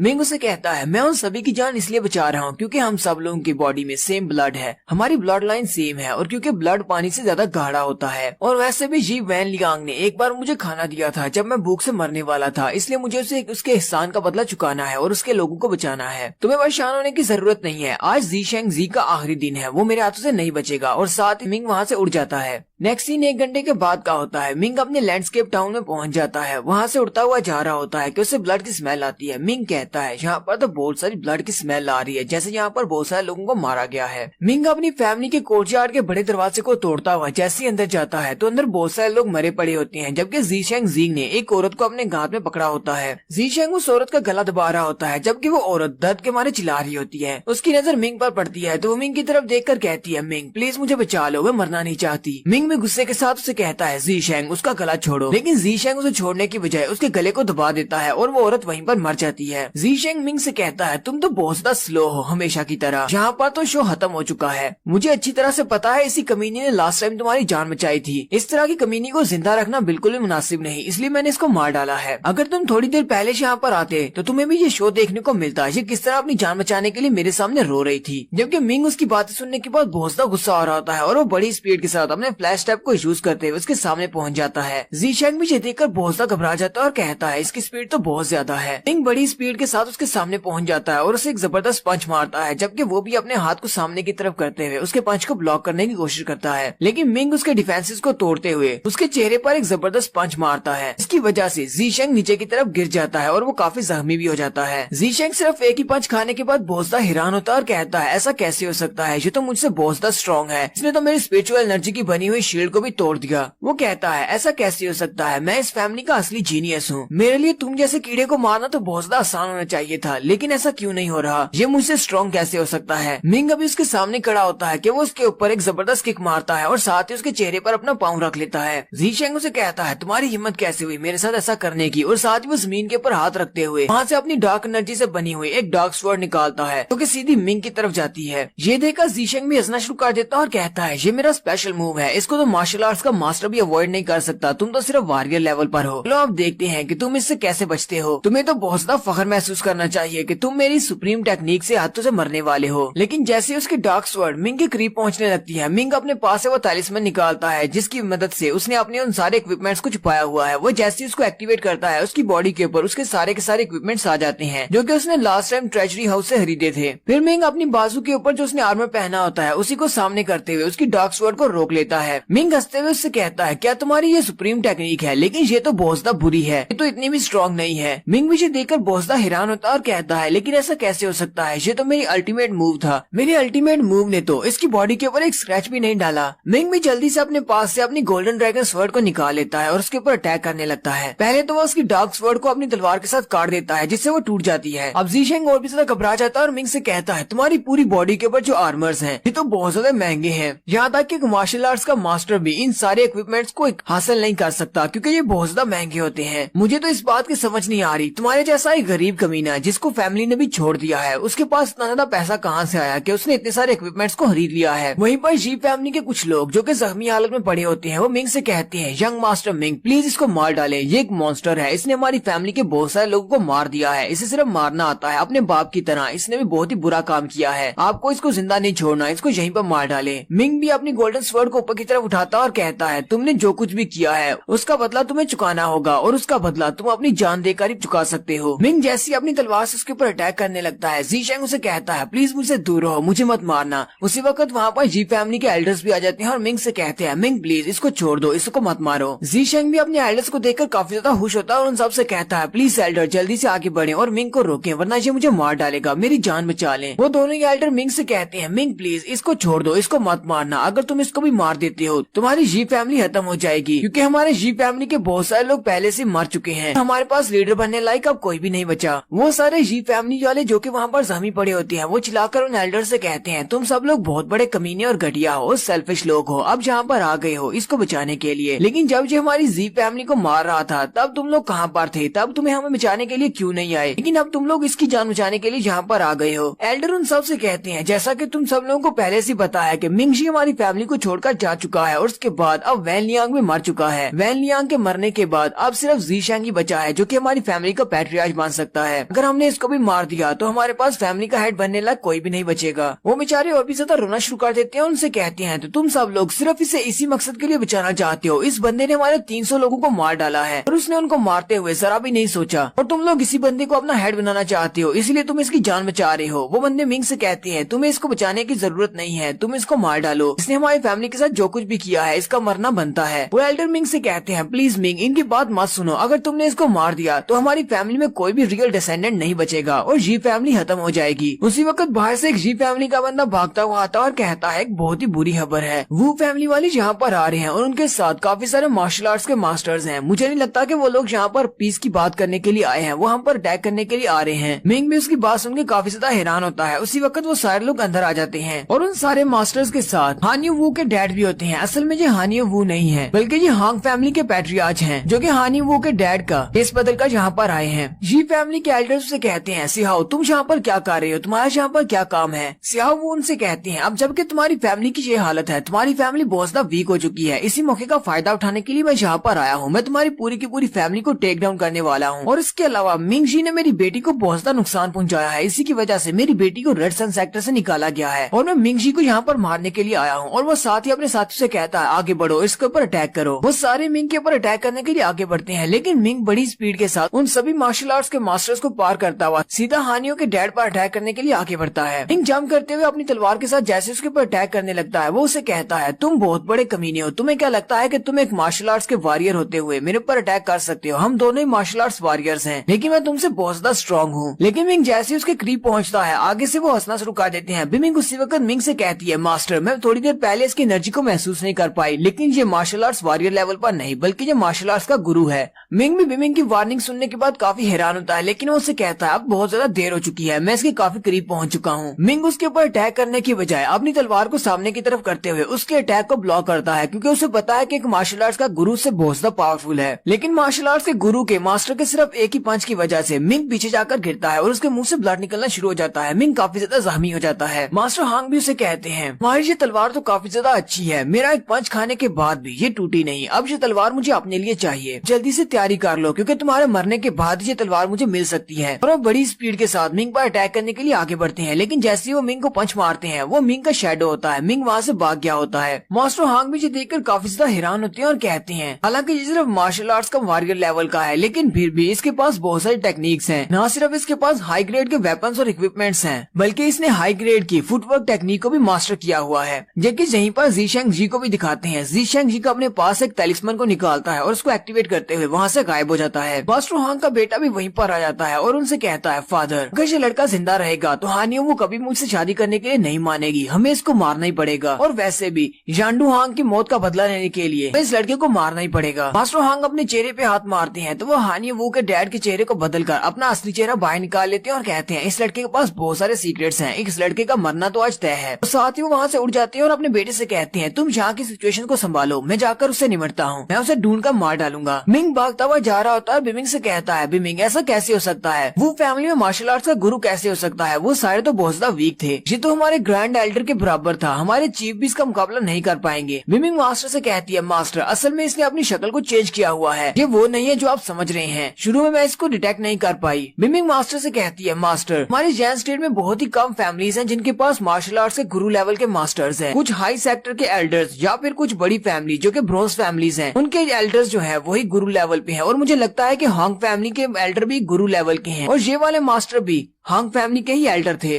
बिमिंग मिंग से कहती है मास्टर आपको अपनी स्पीड बढ़ाना पड़ेगी क्योंकि वो मार्शल आर्ट्स का गुरु आपका पीछा कर रहा है और बहुत ही जल्दी आप तक पहुंच जाएगा। मिंग भी जल्दी से अपनी स्पीड को बढ़ा लेता है और यहीं पर हमारी एपिसोड 64 का एंड हो जाता है। एक्सप्लेनेशन अच्छी लगी हो तो कमेंट करके जरूर बताइएगा, चैनल को सब्सक्राइब कर दे, वीडियो को लाइक और शेयर कर दे। शुक्रिया।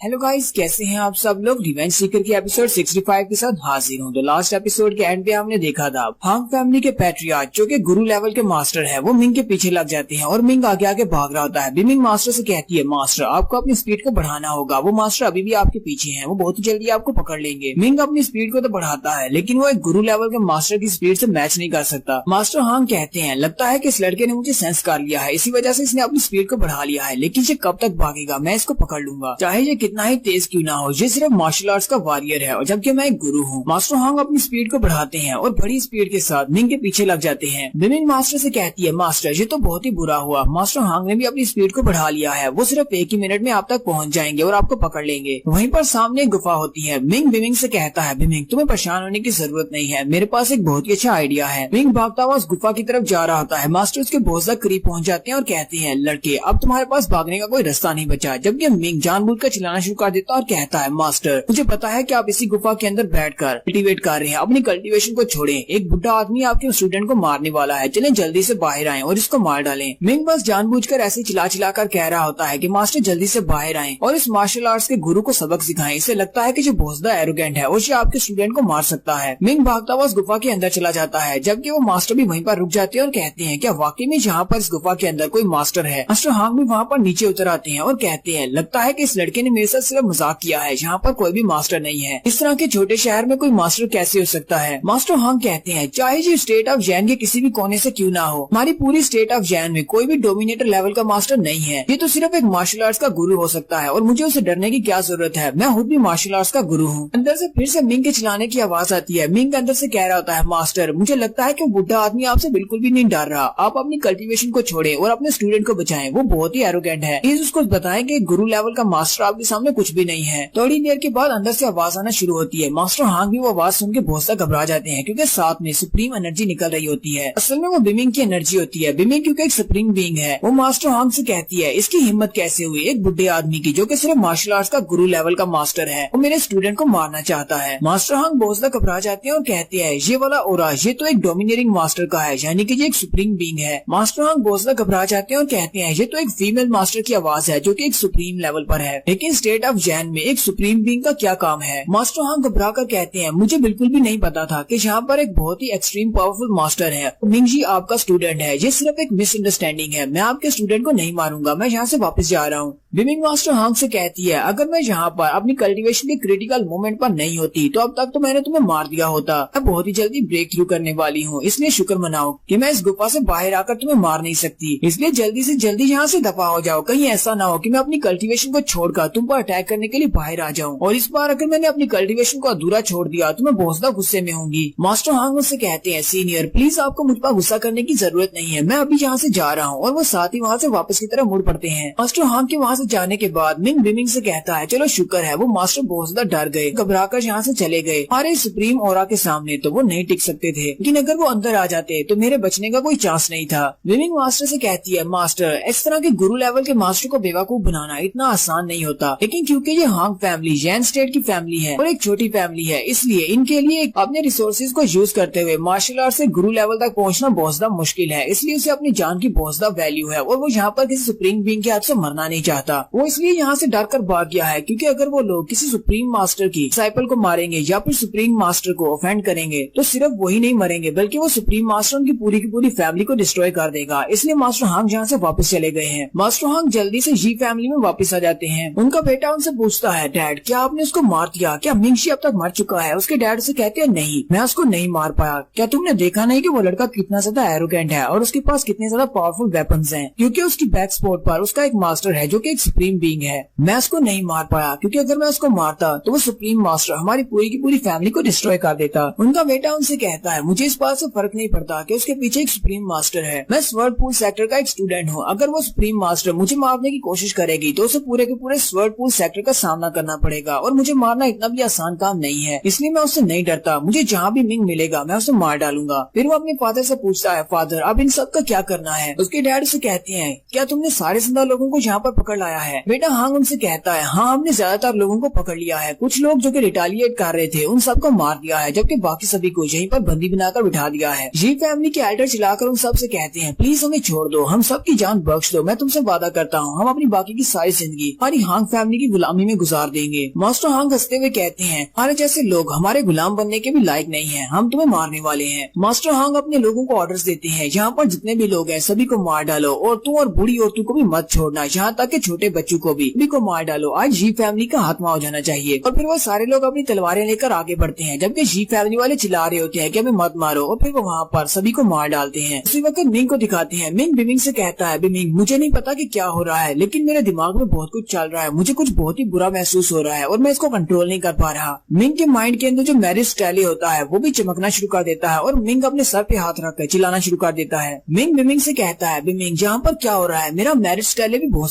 गुस्से में है, आखिर ऐसा क्या हो गया। बिमिंग मास्टर से कहती है, मास्टर क्योंकि जी फैमिली के साथ आपका एक ब्लड कनेक्शन है और क्योंकि ये गुफा आपकी फैमिली से ज्यादा दूर नहीं है जहाँ पर आपकी फैमिली का खून बहाया जा रहा है। मास्टर हांग फैमिली ने जी फैमिली को मार दिया है और वहाँ पर वो सभी का खून बहा रहे हैं। मिंग जल्दी से उस गुफा से बाहर निकलता है और अपने लैंडस्केप विलेज की तरफ देखता है तो वहाँ पर आसमान भी सुरख हो चुका होता है। बिमिंग कहती है, मास्टर आपकी सारी की सारी फैमिली को मार दिया गया है, इसी वजह से तो आसमान का रंग भी सुरख हो गया है और मरने वालों की सोच वहाँ पर जमा हो गई है। ये न सिर्फ एक जेनोसाइड है बल्कि आपकी पूरी की पूरी फैमिली को डिस्ट्रॉय कर दिया गया है, जहाँ तक बच्चों को भी नहीं छोड़ा गया। मिंग इस बात से बहुत ज्यादा गुस्से में होता है, कहता है हांग फैमिली वालों को मैं नहीं छोड़ूंगा, मैं हर एक को मार डालूंगा। बिमिंग मास्टर से कहती है, मास्टर जी फैमिली वाले लोग आपस में यूनाइटेड नहीं थे, वो सारे के सारे अपने ग्रुप्स में बटे हुए थे, इसलिए वो अपने आप को प्रोटेक्ट नहीं कर पाए। आपको अपने आप पर ब्लेम देने की जरूरत नहीं है, ये सब कुछ आपकी वजह से नहीं हुआ और फ्यूचर में जब आप बहुत ज्यादा स्ट्रॉन्ग हो जाएंगे तो आप इनको मार सकते हैं, हांग फैमिली को मार कर अपनी जी फैमिली का बदला ले सकते हैं। मिंग गुस्से के साथ कहता है, मेरी फैमिली के जितने भी बूढ़े बुजुर्ग थे और साथ ही जितने बच्चे थे वो सारे बिल्कुल इनोसेंट थे, लेकिन हांग फैमिली वालों ने उन सभी को भी नहीं छोड़ा। हांग फैमिली वालों को इसकी कीमत जरूर चुकाना पड़ेगी। मिंग बिमिंग से कहता है, अभी भी मेरी जी फैमिली के कुछ लोग ऐसे हैं जो कि रेड सन सेक्टर में है, जी फैमिली अभी कम्प्लीटली डिस्ट्रॉय नहीं हुई, हम लोग फिर से अपनी फैमिली को स्टार्ट कर सकते हैं। मिंग कहता है, हालांकि वो सारे मेरे ब्लड रिलेटेड है, इसलिए अब मैं अपनी एक नई फैमिली स्टार्ट करूंगा और मैं कोशिश करूंगा मेरी नई जी फैमिली इस तरह की गंदी फैमिली ना हो क्योंकि आपस में ही झगड़ा करती फिरे। फिर मिंग वहाँ से वापस रेड सन सेक्टर में आ जाता है और सीधा लैंसू के कोर्टयार्ड में आता है। जी फैमिली वाले सारे वहीं पर खड़े होते हैं। जाओबी जी भागती हुई मिंग के पास आती है और मिंग से कहती है, ब्रदर मिंग हमारे गांव में क्या हुआ, हमारी फैमिली के साथ क्या हुआ है, मुझे कुछ बहुत ज्यादा अजीब महसूस हो रहा है, जैसे कि वहाँ पर कुछ बहुत ही बुरा हुआ हो। जाओबी की दादी भी वहीं पर होती है, वो मिंग से कहती है, बेटा मिंग वहाँ पर क्या हुआ है, क्या तुमने जीशेंग को मार दिया है और हमारे कितने लोग जिंदा हैं। मिंग उदास चेहरे के साथ उन सब से कहता है, जब मैं जी फैमिली में वापस गया जीशेंग को मारने के लिए और मैं उसे मारने वाला था, वहाँ पर हांग फैमिली वालों ने अटैक कर दिया और हांग फैमिली ने हमारी सारी की सारी जी फैमिली को डिस्ट्रॉय कर दिया है, वहाँ पर कोई भी जिंदा नहीं बचा, सभी लोग मर गए हैं क्योंकि जीशेंग जी भी वहाँ से भाग गया है। जाओबी और उसकी दादी ये बात सुनते ही बहुत ज्यादा चौंक जाती है और कहती है, ऐसा कैसे हो सकता है, जी फैमिली डिस्ट्रॉय हो चुकी है। तो साथ ही वो छोटी लड़की रोना शुरू कर देती है और कहती है, हमारे पास अब कोई भी घर नहीं बचा, हमारे सारे के सारे अपने मारे गए हैं। मिंग आगे बढ़ता है और जाओबी के सर पे हाथ रखते हुए कहता है, जी फैमिली वालों के साथ ऐसा तो एक दिन होना ही था क्योंकि जी फैमिली वाले एक दूसरे के साथ यूनाइटेड नहीं थे, वो आपस में ही लड़ रहे थे अपने मकासद के लिए। फ्यूचर में तुम्हें इस बात को अच्छी तरह से याद रखना है कि फ्यूचर में कभी भी अपनी पुरानी फैमिली जैसे काम मत करना, एक दूसरे के साथ मिलकर रहना। मिंग अपने पास से मार्शल कॉइन्स की एक थैली निकालता है और उन सब से कहता है, इस थैली के अंदर 300 मार्शल आर्ट्स कॉइन्स हैं जो कि तुम्हारे लिए काफी होंगे, अपने लिए जाकर कोई जगह खरीदो और अपने लिए कुछ दुकानें खरीदो। मैं चाहता हूँ कि तुम लोग जाकर एक नई जी फैमिली स्टार्ट करो और अगर तुम्हें किसी चीज की भी जरूरत हो तो यहाँ पर आ जाना, मैं तुम्हारी हेल्प करूंगा। और सारी बूढ़ी औरतें 300 मार्शल आर्ट्स कॉइन्स को देखकर बहुत ज्यादा खुश होती है और कहती है, हमने तो अपनी पूरी जिंदगी में इतने मार्शल आर्ट्स कॉइन्स नहीं देखे, हमारा बहुत बहुत शुक्रिया। जबकि मिंग सोच रहा होता है, मैं बस उम्मीद ही कर सकता हूँ कि मेरी नई जी फैमिली अपनी पुरानी गलतियों को दोहराएगी नहीं। उसी वक्त लैंसू भागती हुई उसके पास आती है और कहती है, मिंग तुम्हें अभी से मेन हाल में जाना पड़ेगा, हमारी जैन स्टेट की जो स्टेट है वो चेंज होने वाली है और इसे किंग लॉन्ग डायनेस्टी की एक काउंटी बनाने जा रहे हैं। मिंग मेन हाल की तरफ जाता है तो वहाँ पर पहले से काफी सारे लोग खड़े होते हैं। मिंग कहता है, यहाँ पर बहुत सारे ऐसे लोग हैं जिनकी एनर्जी बहुत ज्यादा स्ट्रॉन्ग है और उनमें से काफी सारे लोगों को तो मैं जानता भी नहीं हूँ। बिमिंग मास्टर से कहती है, मास्टर यहाँ पर 27 मार्शल आर्ट्स के ग्रैंड मास्टर है जबकि 6 गुरु लेवल के हैं, लेकिन ये सारे तो सिर्फ दरवाजे को प्रोटेक्ट कर रहे हैं जबकि अंदर और भी ज्यादा मास्टर्स होंगे। दरवाजा खोलकर जैसे ही अंदर जाता है तो सामने हाउशेन कुर्सी के ऊपर बैठा होता है। मिंग उसे कहता है, हाउशेन तुम यहाँ पर क्या कर रही हो। साथ ही उसके मास्टर ओजेंग भी खड़े होते हैं जो कि एक डोमिनेटर लेवल के मास्टर हैं। मिंग कहता है, मास्टर ओजेंग आप यहाँ पर क्या कर रहे हैं। हाउशेन भागता हुआ उसकी तरफ आगे बढ़ता और कहता है, ब्रदर मिंग मैं तो यहाँ पर कब से तुम्हारा इंतजार कर रहा था, चलो शुक्र है तुम यहाँ पर आ गए हो। विमिंग मास्टर से कहती है, मास्टर हाउ जैन के साथ जो दूसरा बंदा खड़ा है वो भी एक डोमिनेटर लेवल का मास्टर है। मिंग उसकी बात सुनने के बाद और भी ज्यादा घबरा जाता है और कहता है, आयशा यहाँ पर हो क्या रहा है? 2 डोमिनेटर लेवल के मास्टर्स हैं, जबकि 27 मार्शल आर्ट्स के ग्रैंड मास्टर्स हैं, 6 गुरु लेवल के मास्टर्स हैं। ये लोग यहाँ पर जैन स्टेट के ऊपर कब्जा करने के लिए तो नहीं आए, यहाँ तक कि हमारे चीफ भी इनके सामने रेजिस्ट नहीं कर पाए। हमारे चीफ ने इस छोटे प्रिंस को अपनी सीट के ऊपर बिठाया हुआ है। मिस्टर ओशैंग मिंग से कहते हैं, हम लोग यहाँ पर यंग मार्किस के ऑर्डर से आए हैं। हम यहाँ पर जैन स्टेट को खत्म करने वाले हैं और जैन स्टेट को इंगलोंग का एक काउंटी शहर बनाने वाले हैं। इससे ये हमारा एक काउंटी बन जाएगा और हाउ जैन यहाँ का शेरिफ बन जाएगा। मिंग उनके पास उनके और भी ज्यादा हैरान होता है और कहता है कि आपको वाकई में लगता है कि ये छोटा लड़का ये इस पूरे काउंटी का शेरिफ बन सकता है? और यहीं पर हमारी एपिसोड 65 का एंड होता है। एक्सप्लेनेशन अच्छी लगी हो तो कमेंट करके जरूर बताइएगा। चैनल को सब्सक्राइब कर दे, वीडियो को लाइक और शेयर कर दें। शुक्रिया।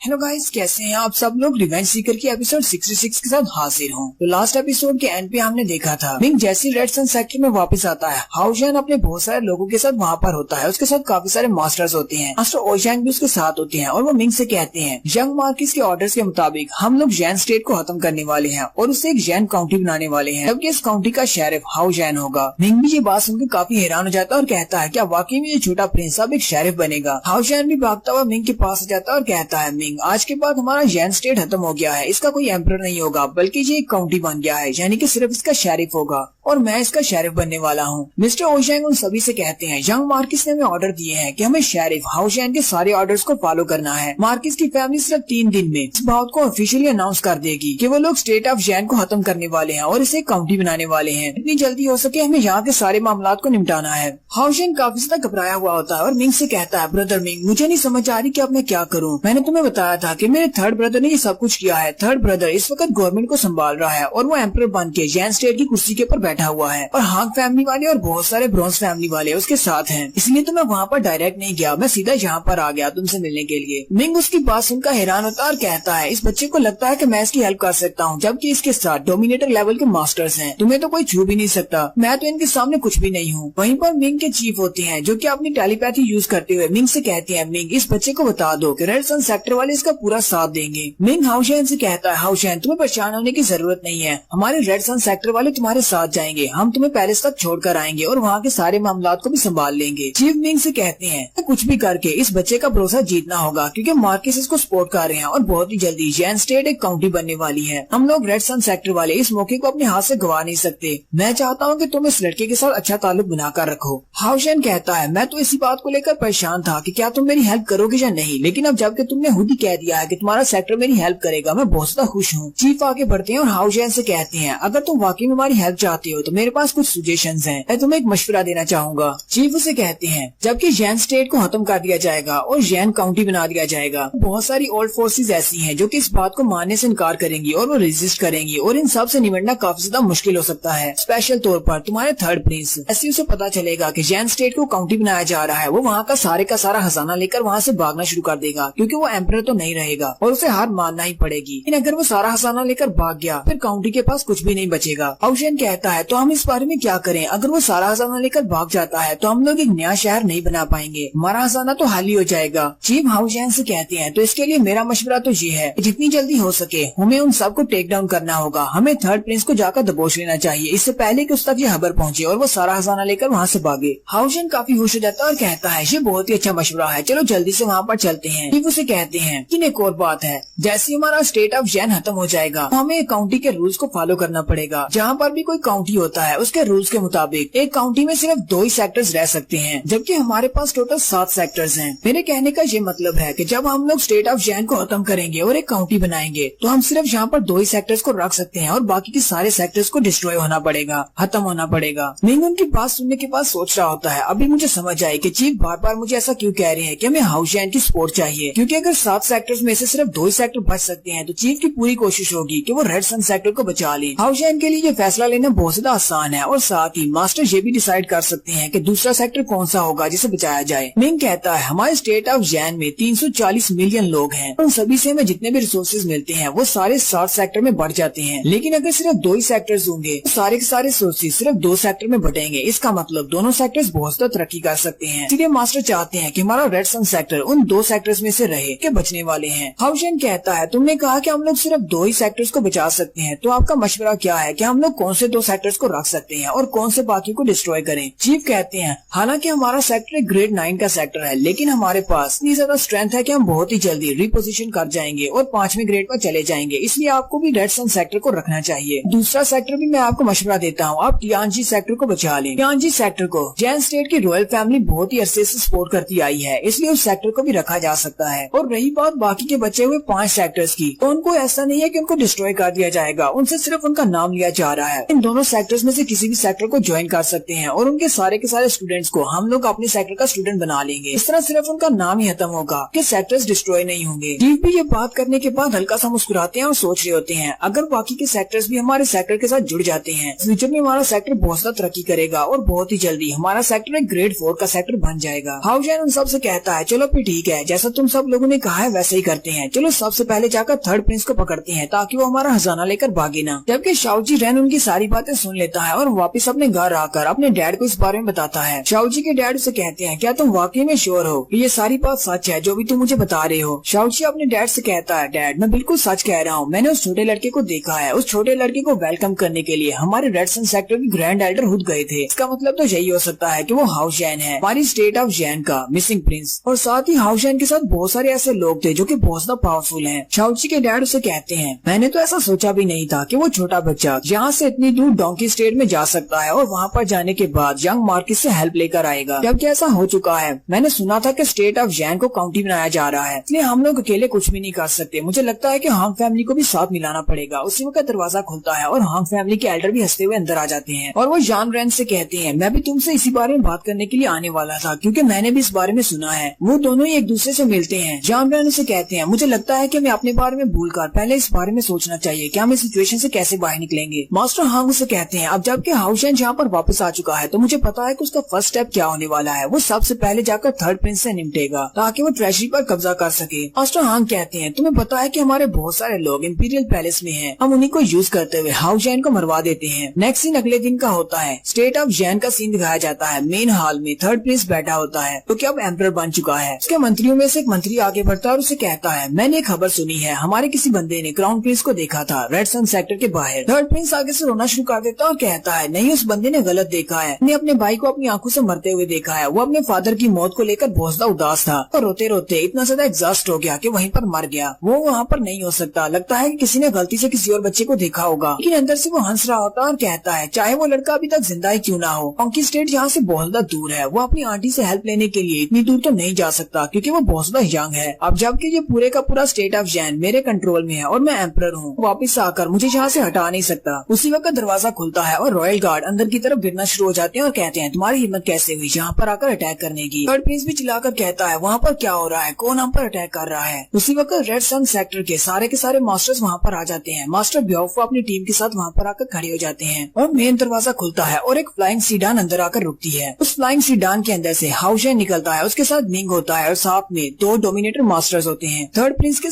सारे मंत्री ये देखकर बहुत ज्यादा हैरान हो जाते हैं और कहते हैं यहाँ पर तो बहुत सारे ग्रैंड मास्टर्स और डोमिनेटर लेवल के मास्टर्स हैं, जबकि हमारे ग्राउंड प्रिंस भी अभी तक जिंदा हैं। थर्ड प्रिंस भी उसे देखकर बहुत ज्यादा घबरा जाता है और कहता है ये यहाँ पर क्या कर रहा है, कहीं ये वापस अपनी कुर्सी लेने के लिए तो नहीं आया। इसके साथ आधे लोग तो रेड सन सेक्टर के हैं, वो भी रेड सन सेक्टर के मास्टर्स हैं, जबकि बाकी के सारे जैन स्टेट के नहीं लगते। लगता है कि ये वाकई में डोंकी स्टेट में जाकर मार्किस से हेल्प लेकर आया है। थर्ड प्रिंस अपने रॉयल गार्ड से कहता है जल्दी से आगे बढ़ो और इन सारे गद्दारों को यहाँ से उठाकर बाहर फेंक दो। वो सारे गार्ड्स आगे की तरफ बढ़ते हैं उन पर अटैक करने के लिए, लेकिन यहीं पर मास्टर ओशेंग अपनी पावर्स को रिलीज करते हैं तो वो सारे डर के मारे वहीं पर घबराकर बैठ जाते हैं क्योंकि मास्टर ओशेंग तो एक डोमिनेटर लेवल के मास्टर हैं। जबकि थर्ड प्रिंस खुद भी डर के मारे कांप रहा होता है और कहता है ये तो वाकई में डोमिनेटर है। थर्ड प्रिंस क्राउन प्रिंस से कहता है तुम्हें लगता है कि तुम वापस आ गए हो अपने साथ बहुत सारे मास्टर्स को लेकर, तो मैं इस बात से डर जाऊंगा। नहीं, ऐसी बात नहीं है, मैं तुम्हारी कुर्सी तुम्हें वापस नहीं देने वाला। हाउशेन उसे कहता है ब्रदर तुमने इस कुर्सी के ऊपर बैठने के लिए हमारे फादर को मार डाला, मेरी माँ को मारा और हमारे दोनों भाइयों को भी मार डाला, यहाँ तक कि तुम मुझे भी मारना चाहते थे। मैं तुमसे एक सवाल पूछना चाहता हूँ, क्या तुम वाकई में खुश हो इस कुर्सी के ऊपर बैठकर? थर्ड प्रिंस हंसते हुए कहता हाँ मैं बहुत ज्यादा खुश हूँ, अब जबकि मैं इस जैन स्टेट का एक एम्परर बन चुका हूँ इसलिए मैं बहुत ज्यादा खुश हूँ, मैं जो चाहे वो यहाँ पर कर सकता हूँ। हाउशेन अपने भाई से कहता है हाँ तुमने जितने दिन एम्परर बन के बैठना था वो बैठ लिया, क्योंकि अब यहाँ पर स्टेट ऑफ जैन खत्म हो चुकी है। स्टेट ऑफ जैन ही नहीं होगी तो इसका एम्परर भी नहीं हो सकता, क्योंकि डोंकी स्टेट के मार्किस ने ऐलान किया है कि वो हमारी स्टेट ऑफ जैन को एक वैसा स्टेट बनाना चाहती है जिससे जैन एक काउंटी बन जाएगा। आज के बाद यहाँ पर कोई भी एम्परर नहीं रहेगा, अब सिर्फ यहाँ पर शेरिफ होगा। और ब्रदर उससे कहता है लेकिन ऐसा कैसे हो सकता है,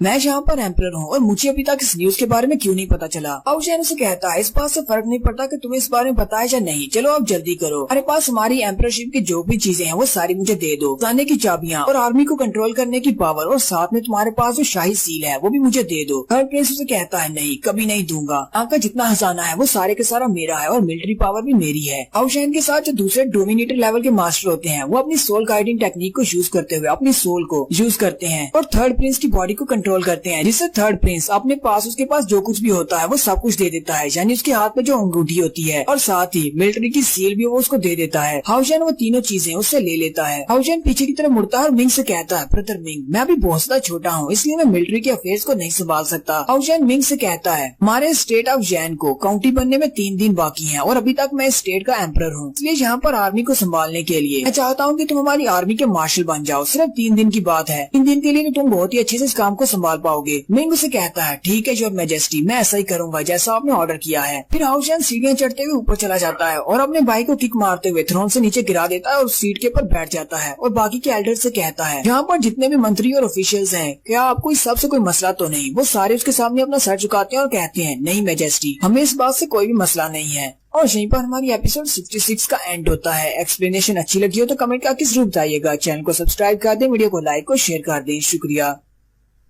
हेलो गाइस, कैसे हैं आप सब लोग। रिवेंज सीकर के एपिसोड 67 के साथ हाजिर हूँ। तो लास्ट एपिसोड के एंड पे हमने देखा था हाउजन थर्ड प्रिंस को हटाकर चेयर के ऊपर बैठ जाता है और अपने सारे मंत्रियों से कहता है क्या तुम सब लोगों को इससे कोई मसला तो नहीं। वो सारे के सारे उसके सामने झुक जाते हैं और कहते हैं नहीं प्रिंस, हमें इससे कोई मसला नहीं है। और साथ ही हाउजन उन सब से कहता है जैसे की मैंने तुम लोगों को पहले ही बताया है, किंग लॉन्ग डायनेस्टी वाले डोंकी स्टेट वाले हमारे इस जैन स्टेट को एक काउंटी बनाने वाले हैं। ऐसे हमारा जो काउंटी किंग लॉन्ग डायनेस्टी के अंडर में आएगा। मैं चाहता हूँ कि तुम सब लोग इस मसले में पूरी तरह से कोऑपरेट करो। ऐसे हमारा ये जैन स्टेट एक काउंटी बन जाएगा, उसके बाद मैं इस काउंटी का शेरिफ बन जाऊंगा। तुम सब लोग मेरे अंडर ही काम करोगे। हालांकि इससे तुम्हारी पावर्स पर जरा भी असर नहीं पड़ेगा। तुम्हारे पास जितनी भी पावर्स और अथॉरिटीज हैं वो सारी वैसी ही रहेंगी, बस तुम्हारे ऑफिशियल टाइटल्स चेंज हो जाएंगे। वो सारे मंत्री भी सोच रहे होते हैं ये तो बहुत ही अच्छी बात है, हमें इस बात से क्या फर्क पड़ता है, जब तक कि हमारे पास हमारी पावर है हम लोग कुछ भी कर सकते हैं, हमसे क्या फर्क पड़ता है। नेक्स्ट सीन आध घंटे के बाद का दिखाया जाता है। मिंग एक रूम के अंदर बैठा होता है और उसके पास बहुत सारे स्क्रोल पड़े होते हैं जिनके अंदर आर्मी को मैनेज करने के लिए सब कुछ लिखा होता है कि उनके पास कितने सोल्जर्स हैं और कितनी आर्मी है। मिंग कहता है अब मैं इस सारी को मैनेज कैसे करूं, यहाँ पर तो बहुत सारे सोल्जर्स हैं। हमारे पास टोटल 8 लाख ऑफिसर्स हैं जिनमें से 80,000 मार्शल आर्ट्स के वॉरियर्स हैं जबकि 1,000 मार्शल आर्ट्स के मास्टर हैं। मिंग को किसी बात की भी समझ नहीं आ रही होती। मिंग कहता है मुझे कुछ भी समझ नहीं आ रहा कि मैं इन सारी की सारी आर्मीज को मैनेज कैसे करूँ, मेरा तो दिमाग खराब होता जा रहा है, मैंने इस टास्क को लिया ही क्यों। हाउजैन भी वहीं पर आता और कहता है ब्रदर मिंग, मैं सब के बारे में कंप्लेन करने की जरूरत नहीं है, बस 3 दिन की तो बात है। तुम्हें पता है कि 3 दिन के बाद हमारी जैन स्टेट एक काउंटी बन जाएगी और मैं भी एक शेरिफ बन जाऊंगा, फिर तुम्हें ये सब कुछ करने की जरूरत नहीं पड़ेगी। मिंग उसे कहता है हाउजैन तुम यहाँ पर क्या करने के लिए आए हो, क्या तुम्हें मुझसे कुछ चाहिए। हाउजैन अपने आसपास देखता है और उसे कहता है कि हमारे आसपास कोई भी नहीं है, मुझे तुमसे एक जरूरी बात करनी है। तो पता है कि जब हमारा जैन स्टेट एक काउंटी बन जाएगा तो हमारे सारे का सारा खजाना और हमारे ट्रेजरी रूम में जो कुछ भी रखा हुआ है वो सारे का सारा डोंकी स्टेट को चला जाएगा, इसलिए मैं चाहता हूँ कि तुम वहाँ से अपने लिए जो चीज लेना चाहती हो वो ले लो। मिंग उसे कहता है अच्छा ठीक है अब तुम कह रहे हो तो चलो फिर ट्रेजरी रूम की तरफ चलते हैं, वहाँ से मैं देखता हूँ कि मुझे कोई चीज पसंद आती है या नहीं। मिंग हंसते हुए सोच रहा होता है जंग मार्किस ने भी तो मुझसे यही कहा था कि मुझे वहाँ पर ट्रेजरी में से जो चीज चाहिए वो मैं गिफ्ट के तौर पर ले सकता हूँ। लगता है कि उसकी बात सच साबित हो रही है। फिर वो दोनों ट्रेजरी रूम की तरफ चले जाते हैं। हाउजैन के पास उस ट्रेजरी रूम की चाबी होती है, वो दरवाजा खोलता है और वो दोनों अंदर चले जाते हैं। अंदर तो बहुत सारा माल पड़ा होता है। मिंग वो सारा खजाना देखकर बहुत ज्यादा हैरान होता है और कहता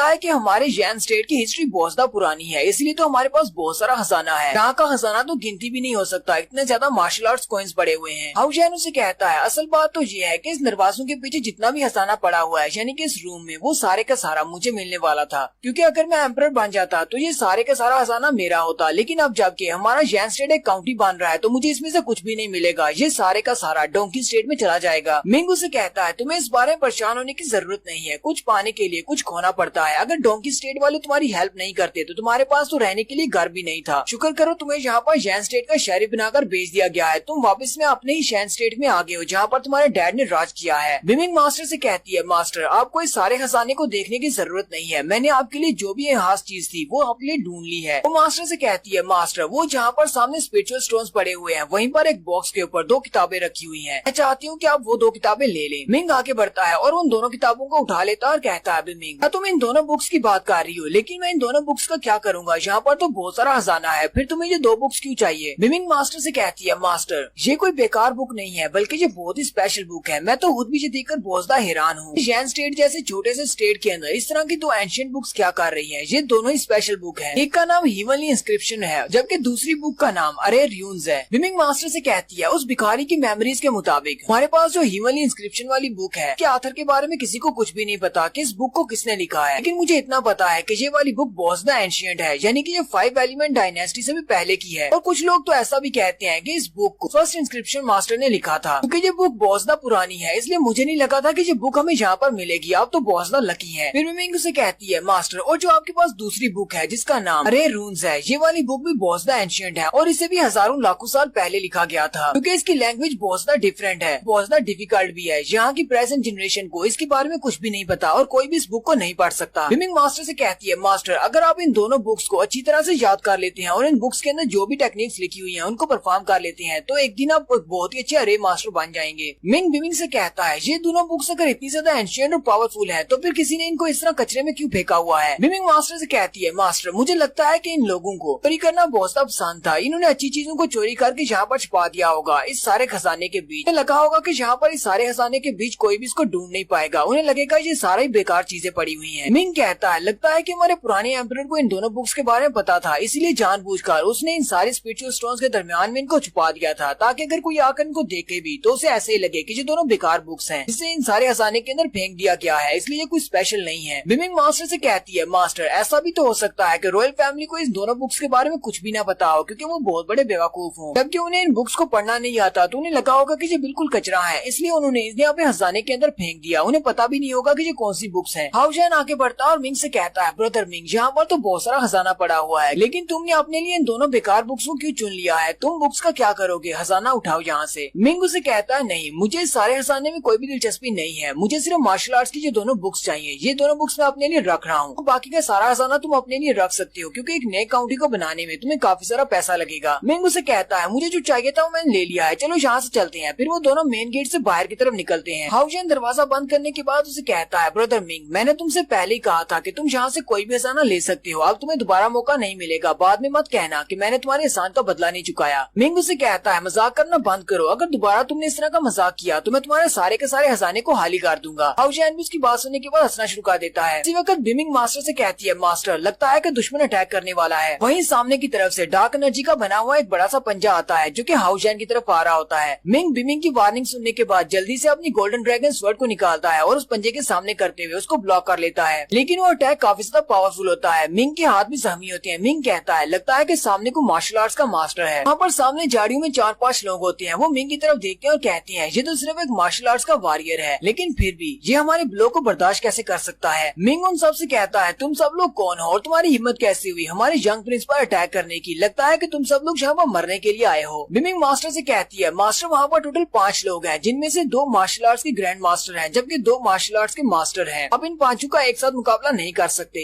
मिंग हाउजैन के सामने खड़ा हो जाता है और हाउजैन से कहता है, ये लोग तुम्हें मारने के लिए आ रहे हैं इसलिए मेरे पीछे जल्दी से छुप जाओ। तो सारे एक साथ मिंग के ऊपर अटैक करने के लिए आगे बढ़ते हैं, जबकि मिंग भी वहाँ पर अपनी टाइजी आर्ट को एक्टिवेट करता है और वो उनके मूव को प्रेडिक्ट कर लेता है कि वो कहाँ से किस तरफ से अटैक करने वाले हैं। वो जैसे ही 5 उसके ऊपर अटैक करने के लिए उसके करीब पहुँचते हैं उसी वक्त मिंग अपने इल्यूजनरी स्टेप को यूज करते हुए अपने 5 शैडो क्लोन्स बना लेता है और वो शैडो क्लोन्स उनके ऊपर अटैक करने के लिए आगे बढ़ते हैं। वो सारे भी देखकर हैरान हो जाते हैं और कहते हैं, ये किसी किस्म की शैडो टेक्निक है, जबकि उनमें से एक वाला असली मिंग के ऊपर जाकर अपनी तलवार से अटैक करता है। मिंग अपनी तलवार से उसके अटैक को ब्लॉक तो कर लेता है लेकिन उसके मुंह से ब्लड निकल रहा होता है क्योंकि वो जख्मी हो जाता है। एक अटैकर उसे कहता है, तुमने हम 5 को एक ही साथ ऑफेंड किया है और हमें ब्लॉक कर लिया, क्या तुम्हें लगता है कि तुम हम सभी को हरा सकती हो क्योंकि तुम सिर्फ एक मार्शल आर्ट्स के वॉरियर हो। मिंग उसे कहता है, हाँ ये बात तो बिल्कुल ठीक है कि मैं तुम में से किसी को भी नहीं हरा सकता क्योंकि मैं एक वॉरियर लेवल का हूँ जबकि तुम सभी ही मार्शल आर्ट्स के मास्टर्स हो। लेकिन साथ ही मिंग हंसते हुए कहता है, क्या तुम्हें लगता है कि मुझे यहाँ पर वाकई में जीतना है या फिर मुझे तुमसे फाइट करने की जरूरत भी है। वो अटैकर भी हैरान हो जाता है और कहता है, तुम्हारे तुम्हारे कहने का मतलब क्या है। और वो साथ ही हाउशैन की तरफ देखता है। हाउशैन ऊपर की तरफ अपने हाथ को उठाते हुए एक सिग्नल टेक्निक को यूज करते हुए मास्टर ओशैन को हेल्प के लिए पुकारता है। वो टैकर भी ये देखकर काफी ज्यादा हैरान होते हैं और कहते हैं ये बच्चा तो ट्रांसमिशन स्पेल को यूज कर रहा है, जल्दी से इस बच्चे के ऊपर अटैक करके इसको रोको, वरना ये किसी मास्टर को यहाँ पर हेल्प के लिए बुला लेगा। वो पांचों ही एक ही साथ उसके ऊपर अटैक करते हैं। हाउशैन भी अपनी आंखें बंद कर लेता है, उसे लगता है कि वो मरने वाला है, लेकिन उसी वक्त वहाँ पर मास्टर ओशैंग आ जाते हैं। मास्टर ओशैंग अपनी सोल पावर को यूज करते हुए उन पांचों के अटैक को ब्लॉक कर लेते हैं। मास्टर ओशैंग वहाँ पर आते ही उन सब से कहते हैं तुम लोगों को क्या चाहिए। मास्टर ओशैंग क्योंकि एक डोमिनेटर लेवल के मास्टर हैं, इसलिए उनका ऑरा बहुत ज्यादा होता है और वो पांचों बहुत ज्यादा घबरा जाते हैं। वो पांचों कहते हैं ये बंदा तो बहुत ज्यादा पावरफुल है, इसका ऑरा बहुत ज्यादा स्ट्रॉन्ग है, हमारे मास्टर भी इससे ज्यादा स्ट्रॉन्ग नहीं है, वो भी इससे कम स्ट्रॉन्ग है। नहीं ऐसा तो नहीं, ये कोई लेजेंडरी डोमिनेटर लेवल का मास्टर है। मास्टर ओशैंग उन सब से कहते हैं लगता है कि तुमने मेरी आवाज नहीं सुनी, मैंने पूछा कि तुम सब लोग कौन हो और यहाँ पर क्या कर रहे हो। वो सारी मास्टर की बात सुनने के बाद वहाँ से भागना शुरू कर देते हैं और कहते हैं चलो जल्दी से यहाँ से वापस चलते हैं और जाकर अपने मास्टर को बताते हैं। लेकिन जैसे वो लोग वहाँ से भागने लगते हैं, मास्टर अपनी एक स्पेशल टेक्निक को यूज करते हैं और उनसे कहते हैं तुम्हें लगता है कि तुम लोग यहाँ से भाग सकते हो, और वो सारे के सारे एनर्जी से बनी हुई चेन्स के अंदर बंध जाते हैं। मास्टर उन सभी को अपनी चेन्स में बांधने के बाद ऊपर से नीचे की तरफ फेंक देते हैं। मिंग बिमिंग से कहता है बिमिंग इस मूव के साथ क्या है, ये कौन सा मूव है। हालांकि मैंने भी इससे पहले एक मार्शल आर्ट्स के डोमिनेटर लेवल का सामना किया है, लेकिन वो इतना ज्यादा स्ट्रॉन्ग नहीं था, और ये पांचों तो मार्शल आर्ट्स के मास्टर लेवल पर है, फिर भी ये डोमिनेटर लेवल के मास्टर से इस तरह मार कैसे खा सकते हैं। बिमिंग मास्टर से कहती है मास्टर, हालांकि मार्शल आर्ट्स के मास्टर के बाद मार्शल आर्ट्स डोमिनेटर लेवल आता है, इन दोनों का पावर लेवल सिर्फ एक लेवल का है, लेकिन इनका पावर गैप बहुत ज्यादा है। एक मार्शल आर्ट्स डोमिनेटर मास्टर बहुत ज्यादा पावरफुल होता है क्योंकि डोमिनेटर के पास मार्शल सोल होती है। एक डोमिनेटर लेवल के मास्टर से नीचे जितने भी लोग होते हैं वो सारे के सारे ऑर्डिनरी कल्टीवेशन टेक्निक्स को परफॉर्म करते हैं और अपनी फिजिकल बॉडी को स्ट्रॉन्ग बनाते हैं। लेकिन जब आपकी फिजिकल बॉडी पीक पर पहुंच जाती है तब एक आप डोमिनेटर लेवल के मास्टर बनते हैं, और डोमिनेटर लेवल के मास्टर बनने के बाद आप अपनी सोल को कल्टीवेट करते हैं, जिससे आपके पास मार्शल सोल आ जाती है। बिमिंग कहती है मास्टर ये वाली प्रोसेस बहुत ज्यादा मुश्किल होती है, हमारे जैन स्टेट में 340 मिलियन लोग रहते हैं, लेकिन फिर भी पिछले 1000 साल में यहाँ से कोई भी मार्शल आर्ट्स का डोमिनेटर लेवल का मास्टर नहीं निकला, कोई भी इस टेक्निक को मास्टर नहीं कर सका और इस लेवल तक नहीं पहुँच सका, क्योंकि यहाँ पर रिसोर्सेज की बहुत ज्यादा कमी है और ना ही यहाँ पर डेली आपको मैजिकल बीस्ट का गोश्त खाने को मिलता है, इसलिए यहाँ के लोग इतने ज्यादा आसानी के साथ डोमिनेटर लेवल के मास्टर नहीं बन सकते। और यहीं पर हमारी एपिसोड 67 का एंड होता है। एक्सप्लेनेशन अच्छी लगी हो तो कमेंट करके जरूर बताइएगा, चैनल को सब्सक्राइब कर दे, वीडियो को लाइक और शेयर कर दे। शुक्रिया।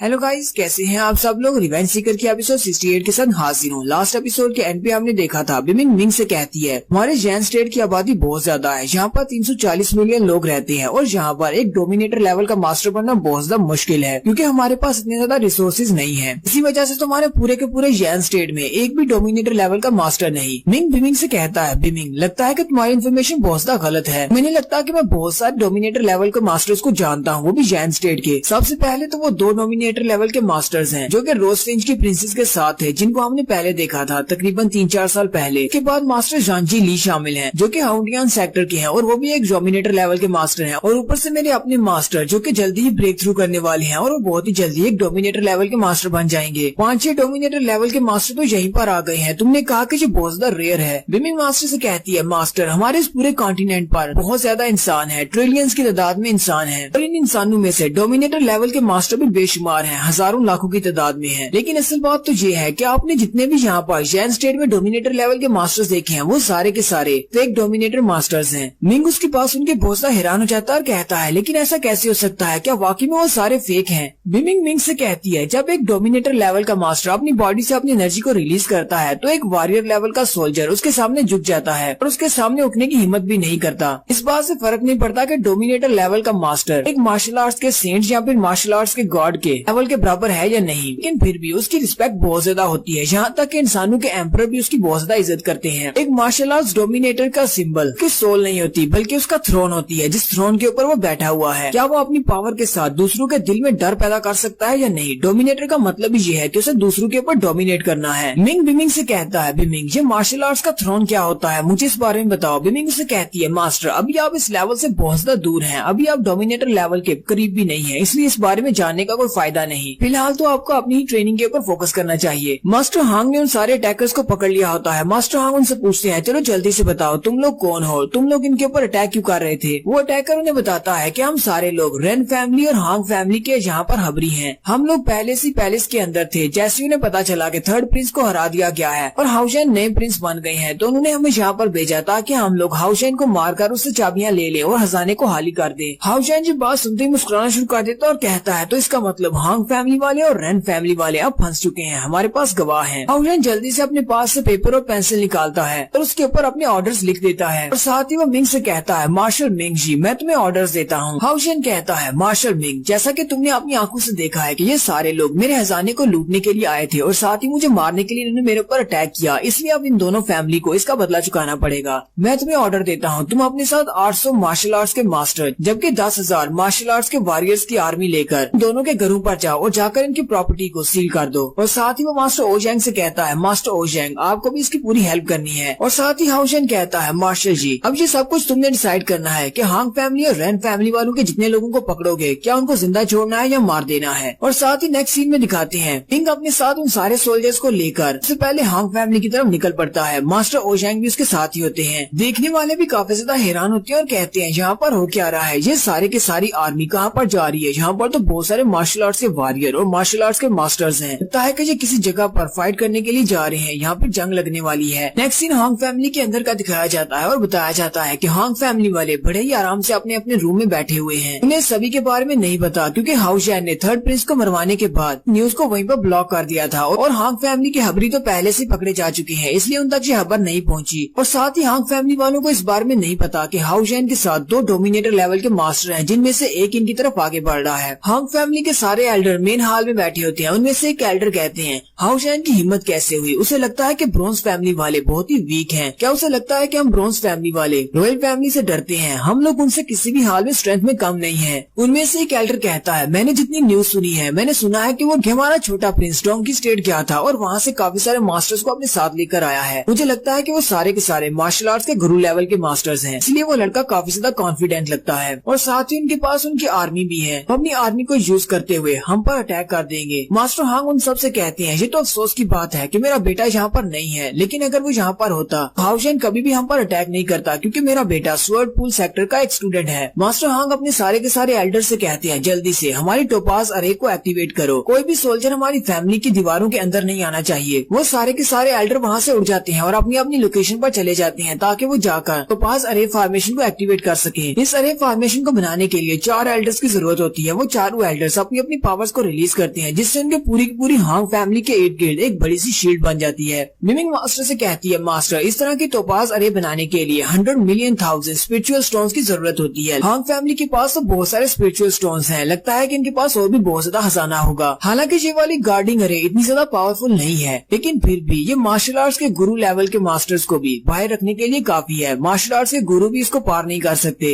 मिंग मास्टर ओजैंग से कहता है, मास्टर ओजैंग क्या आप इस फॉर्मेशन को तोड़ सकते हैं। मास्टर ओजैंग उसे कहते हैं, मुझे सिर्फ 15 मिनट लगेंगे, मैं इस अरे फॉर्मेशन को तोड़ दूंगा, लेकिन अगर मैंने अपनी पावर्स को यूज किया तो उन्हें पता चल जाएगा और वो सारे किसी सीक्रेट रास्ते से भाग जाएंगे, क्योंकि ब्रोंज फैमिली होने के नाते उनके पास कोई ना कोई सीक्रेट पैसेज जरूर होगा जहाँ से वो भाग सके। और मुझे लगता है कि 15 मिनट का टाइम उनके लिए काफी होगा जहाँ से भागने के लिए। वो अपना सारा खजाना लेकर भाग जाएंगे। मिंग कहता है, हम लोग ऐसा नहीं होने दे सकते। हाउशेन ने कहा है कि हमें उनकी सारी प्रॉपर्टी को सील करना है, इसलिए वो यहाँ से कुछ भी लेकर नहीं जाएंगे। मास्टर हांग भी बाहर निकल आते हैं तो मिंग से कहते हैं, तुम वापस जाकर अपनी सुप्रीम मास्टर की बाहों में जाकर क्यों नहीं बैठते और जाकर अपनी सुप्रीम मास्टर के पीछे छुपकर बैठ जाओ। तुम यहाँ पर क्या करने के लिए आए हो? लास्ट टाइम तो उसने तुम्हारी जान बचा ली थी, लेकिन तुम्हें लगता है कि वो यहाँ पर फिर से तुम्हें बचा पाएगी? मिंग हंसते हुए कहता है, मुझे लगता है कि तुम भी मेरी सुप्रीम मास्टर की बाहों में लेटना चाहते हो, लेकिन मुझे नहीं लगता कि उसे तुम्हारे जैसा कोई बुढ़ा मास्टर पसंद आएगा। मास्टर हांग कहते हैं, लगता है कि इसकी सुप्रीम मास्टर इसके साथ यहाँ पर नहीं आई। मैं इसको मार पीट सकता हूँ, मैं इसको जान से नहीं मारूंगा, लेकिन कम से कम इतना तो मार सकता हूँ कि मरने के करीब हो। इस तरह वो सुप्रीम मास्टर मुझसे बदला नहीं लेगी और ना ही मेरी फैमिली से। साथ ही मास्टर हांग मास्टर ओजैंग की तरफ देख रहे होते हैं और कहते हैं, यहाँ पर जितने भी लोग हैं, मैं इस मास्टर की पावर को सेंस नहीं कर पा रहा। पता नहीं ये मास्टर कौन से लेवल पर है। हो सकता है कि ये भी एक मार्शल आर्ट्स का गुरु लेवल का मास्टर हो, लेकिन इसकी एनर्जी मुझसे ज्यादा हाई हो, इसी वजह से मैं इसको देख नहीं पा रहा। लेकिन जो भी हो, ये टोपाज अरे के साथ मुझ पर अटैक नहीं कर सकता, ये भी कभी भी इसको पार नहीं कर पाएगा। मिंग अपने पास से वो पेपर निकालता है और उसे कहता है, हांग फैमिली वालों ने अपने कुछ स्पाइस को महल के अंदर भेजा, जहाँ पर उसने हाउशेन के ऊपर अटैक किया किया और साथ ही वहाँ की ट्रेजरी को लूटने की कोशिश की। इसलिए प्रिंस ने तुम्हारे खिलाफ ऑर्डर्स जारी किए हैं तुम्हारी सारी प्रॉपर्टी को सील करने के, और साथ ही तुम लोगों ने जी फैमिली पर अटैक किया, इसलिए ये मेरा पर्सनल मैटर भी है। मैं आज तुम में से किसी को भी यहाँ से जिंदा नहीं जाने दूंगा।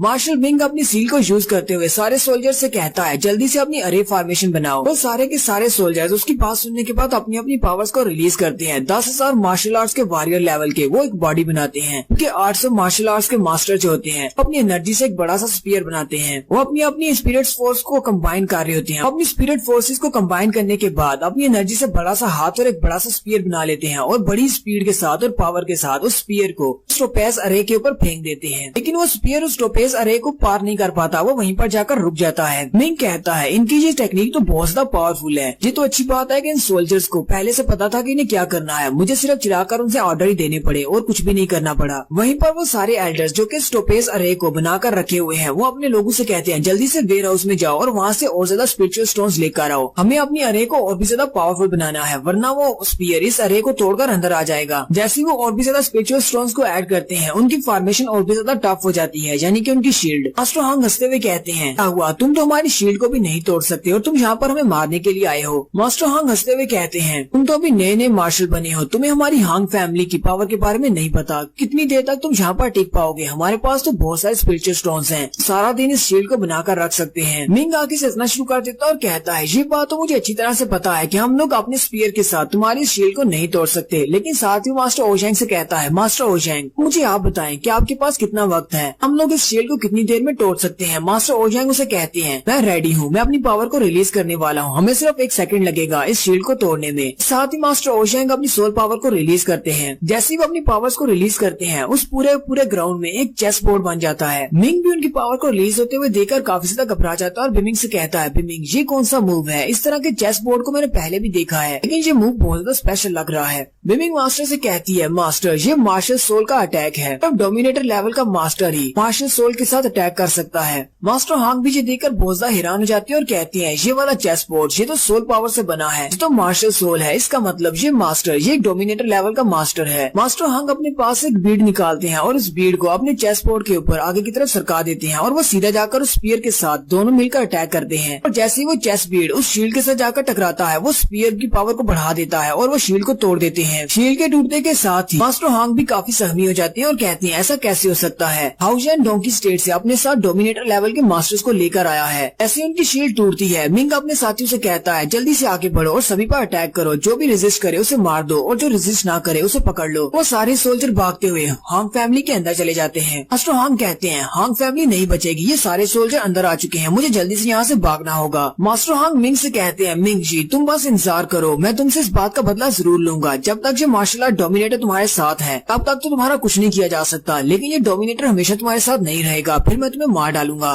लेकिन जैसे ही मास्टर हांग पीछे की तरफ भागने लगते हैं उनके पीछे मास्टर ओजैंग होते हैं। अपनी पावर्स को यूज करते हुए उनसे कहते हैं तुम यहाँ से भाग नहीं सकते और उसको वहीं पर पकड़ लेते हैं। और यहीं पर हमारी इस एपिसोड 68 का एंड होता है। एक्सप्लेनेशन अच्छी लगी हो तो कमेंट करके जरूर बताइएगा। चैनल को सब्सक्राइब कर दें, वीडियो को लाइक और शेयर कर दें। शुक्रिया।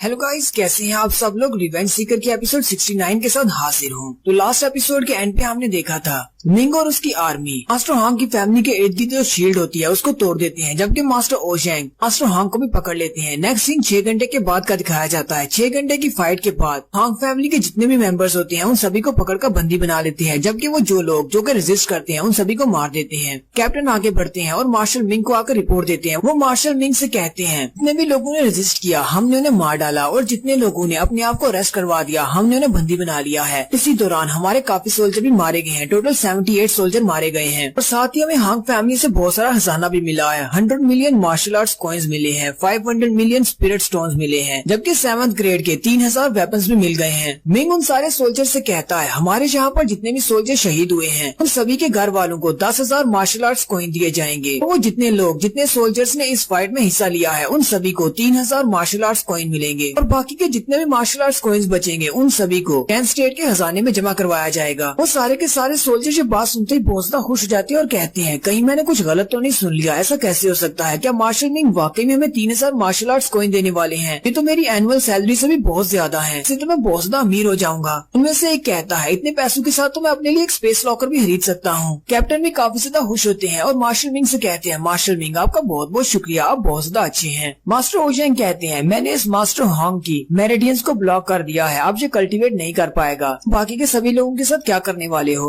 मास्टर ओजेंग कहते हैं मैंने सुना है कि इन्होंने तुम्हारी जी फैमिली को भी डिस्ट्रॉय कर दिया था, क्या तुम इससे बदला लेना चाहते हो? अगर चाहो तो मैं तुम्हारे लिए इसे मार सकता हूँ। मिंग कहता है अगर मैंने पूरी की पूरी हॉन्ग फैमिली को खत्म कर दिया तो फिर मैं भी इनके जैसा बुरा हूँ, मुझ में और इनमें क्या फर्क रह जाएगा? मिंग कहता है यहाँ पर जितने भी मार्शल आर्ट्स मास्टर लेवल के मास्टर्स हैं उन सभी की मेरिडियंस को बंद कर दो ताकि वो दोबारा कल्टीवेट ना कर पाए, जबकि बाकी के सभी को ऐसे ही जाने दो। इनकी फैमिली हेरिटेज टूट चुकी है, अब ये लोग कभी भी हमसे बदला लेने के लिए नहीं आएंगे। फिर मिंग मास्टर हांग की तरफ देखता है और कहता है और रही बात तुम्हारी तो तुम इस लायक नहीं हो कि तुम्हारी जान मैं अपने हाथों से लूं। वो अपने कैप्टन से कहता है कैप्टन मास्टर हांग को लैंडस्केप विलेज में ले जाओ जहाँ पर इसने मेरी जी फैमिली को मारा है, इसे वहाँ पर जाकर जला दो ताकि उन सारे लोगों की आत्मा को शांति मिल सके। मास्टर हांग उसे कहते हैं तुम मेरे साथ जो चाहे वो कर सकते हो, तुम मुझे मार सकते हो, लेकिन एक बात को कभी मत भूलना, मेरा बेटा स्वर्डपूल सेक्टर का एक स्टूडेंट है, वो तुम्हें इस बात के लिए कभी माफ नहीं करेगा, वो अपना बदला लेने के लिए जरूर आएगा। मिंग उसे कहता है मुझसे बदला लेने के लिए तो बहुत सारे लोग हैं, अगर वो मुझसे बदला लेना चाहता है तो उसे लाइन में खड़ा होना पड़ेगा। वहीं पर हांग फैमिली वालों के साथ ही कुछ और भी लोग होते हैं जिनके हाथों में बेड़ियां बंधी होती हैं, वो काफी ज्यादा जख्मी और थके हुए होते हैं। इनका अपने कैप्टन से कहता है कैप्टन ये सारे लोग कौन हैं? इन लोगों को रस्सियों से क्यों नहीं बांधा गया? कैप्टन कहते हैं मार्शल हमें इन लोगों के बारे में कुछ भी नहीं पता, ये हांग फैमिली का हिस्सा नहीं है, हम इन्हें डंजन के अंदर से पकड़ कर लाए हैं। हांग फैमिली ने अपनी डंजन के अंदर इन सभी को छोड़ा हुआ था। मिंग कहता है अगर ये सारे लोग जहाँ पर डंजन के अंदर थे तो इसका मतलब इन्होंने कोई ना कोई क्राइम तो जरूर किया होगा, इन सभी को इन्वेस्टिगेट करो, जिसने कोई क्राइम किया है उसे उसकी उतनी सजा दी जाए और जिसने कोई क्राइम नहीं किया उन सभी को आजाद कर दो। उसी वक्त उन लोगों के बीच से एक लड़की भागने की कोशिश कर रही होती है। मिंग उसकी तरफ देखता है और कहता है ओए तुम कहाँ पर जा रही हो, जल्दी से यहाँ पर आओ, तुम मुझे देखकर भाग क्यों रही हो? कैप्टन जल्दी से आगे बढ़ते हैं और उस लड़की को जाके पकड़ लेते हैं और उसे कहते हैं क्या तुमने सुना नहीं, मार्शल जी तुमसे मिलना चाहते हैं, इसलिए जल्दी से उनके सामने पेश हो, अगर तुमने भागने की कोशिश की तो मैं अपनी तलवार से तुम्हारा सर काट दूंगा। तो ये लड़की हमारी हानियो वो है की हालत काफी ज्यादा बुरी है, इसलिए आप इसको पहचान नहीं पा रहे। वो मिंग के सामने आकर खड़ी हो जाती है। मिंग उसे कहता है लेडी हानियो ये तुम्हारे साथ क्या हो गया और तुम यहाँ पर उनकी डंजन में क्या कर रही हो? मैंने तो सुना था कि तुम अपनी वो फैमिली में वापस चली गई हो अपने फादर के पास, तुम यहाँ पर इनकी डंजन के अंदर कैसे बंद हो? हानियो वो उसे कहती है इस बात से फर्क नहीं पड़ता कि मेरी रीजन क्या है, क्योंकि रीजन सुनने के बाद भी तुम्हें कोई असर नहीं होगा, इसलिए ये तो अच्छा है कि तुम मुझे बाकियों के साथ सजा दे दो। मिंग मास्टर से कहती है मास्टर इस लड़की की हालत देखकर तो लगता है कि किसी ने इसके ऊपर ब्लड लाइन एक्सट्रैक्टिंग टेक्निक को यूज किया है, लेकिन इसकी हालत देखकर लगता है कि वो टेक्निक कामयाब नहीं हो सकी। मिंग कहता है ये ब्लड लाइन एक्सट्रैक्टिंग टेक्निक क्या होती है?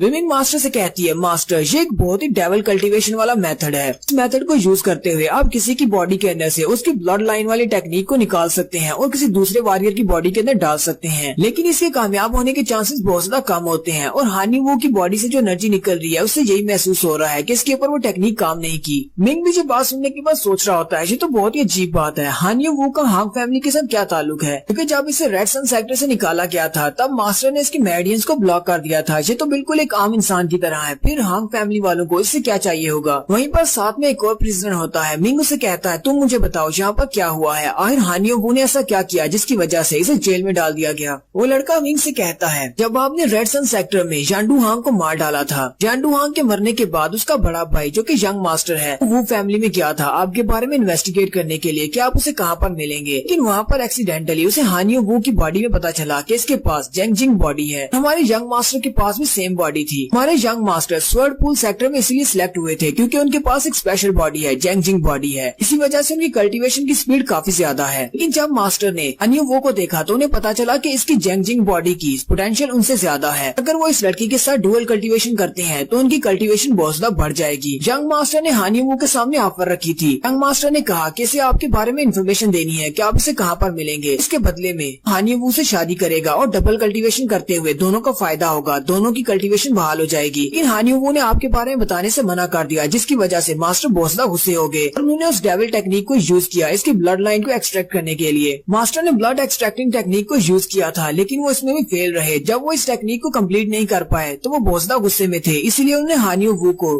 डंजन के अंदर हमारे साथ ही बंद कर दिया। टंग मास्टर हांग को लगा कि हानियो वू ने उनके साथ शादी करने के लिए इसलिए मना किया है क्योंकि अभी भी वो मिंग जी की केयर करती है, और साथ ही उन्होंने हानियो वू के ऊपर भी शक करना शुरू कर दिया। उन्हें लगा कि हानियो वू ने मिंग के साथ मिलकर उनके छोटे भाई जांडू हांग को मारा है, और इस बात से वो बहुत ज्यादा गुस्से में थे। इसी वजह से मास्टर हांग अपने फादर के साथ जी फैमिली में गए लैंडस्केप विलेज में, और वहाँ पर जाकर सारी जी फैमिली को मार डाला। मिंग उसकी सारी बात सुनने के बाद हानियो वू से कहता है, अब तुम आगे क्या करनी चाहती हो? अगर तुम चाहो तो मैं तुम्हें तुम्हारे घर तक वापस छोड़ सकता हूँ। हानियो वू से कहती है, तुम्हें क्या लगता है कि मैं किसी ऐसे घर में वापस जा सकती हूँ जहाँ पर मेरे डैड ने मुझे जानबूझकर इनके साथ यहाँ पर भेज दिया हांग फैमिली वालों के पास, जबकि उन्हें पता था कि ये मेरे साथ क्या कर सकते हैं, और ऊपर से तुम्हारी जी फैमिली को खत्म करने में मेरे डैड ने उनका बहुत ज्यादा साथ दिया है, इसलिए मैं तुम्हारे सामने खड़े होने के लायक नहीं हूँ। तुम्हारा बहुत बहुत शुक्रिया, तुमने मेरे लिए जितना कुछ भी किया है, मैंने तुम्हारे साथ जितना कुछ किया है उस सभी के लिए इस सजा तो बहुत ज्यादा कम है। और वो उसके पास से गुजर जाती है और कहती है, गुड बाय, मुझे नहीं लगता कि आज के बाद हम दोनों एक दूसरे को देख पाएंगे। फिर हानियो वहाँ से चली जाती है। मिंग फिर से अपनी स्टैम्प को ऊपर उठाता है और सारे सोल्जर्स से कहता है, आप सभी सोल्जर्स ने यहाँ पर बहुत ही अच्छा काम किया है, हांग फैमिली की सारी प्रॉपर्टी को सील कर दिया गया है। अब नेक्स्ट रेन फैमिली की बारी है, चलो जल्दी से रेन फैमिली वालों की तरफ चलते हैं। और फिर वो सारी आर्मी रेडी हो जाती है और वो रेन फैमिली की तरफ निकल पड़ती है, जबकि वहीं पर एक पहाड़ी के ऊपर हानियो वू की तरफ दिखाते हैं जो कि खड़ी वहाँ पर रो रही होती है। यहीं पर हानियो वू के बारे में बताया जाता है कि हानियो वू ने मिंग को इस बारे में नहीं बताया। ब्लड एक्सट्रैक्टिंग टेक्निक के फेल होने और इसके अलावा उसे जितना भी टॉर्चर किया गया है सभी की वजह से हानियो वू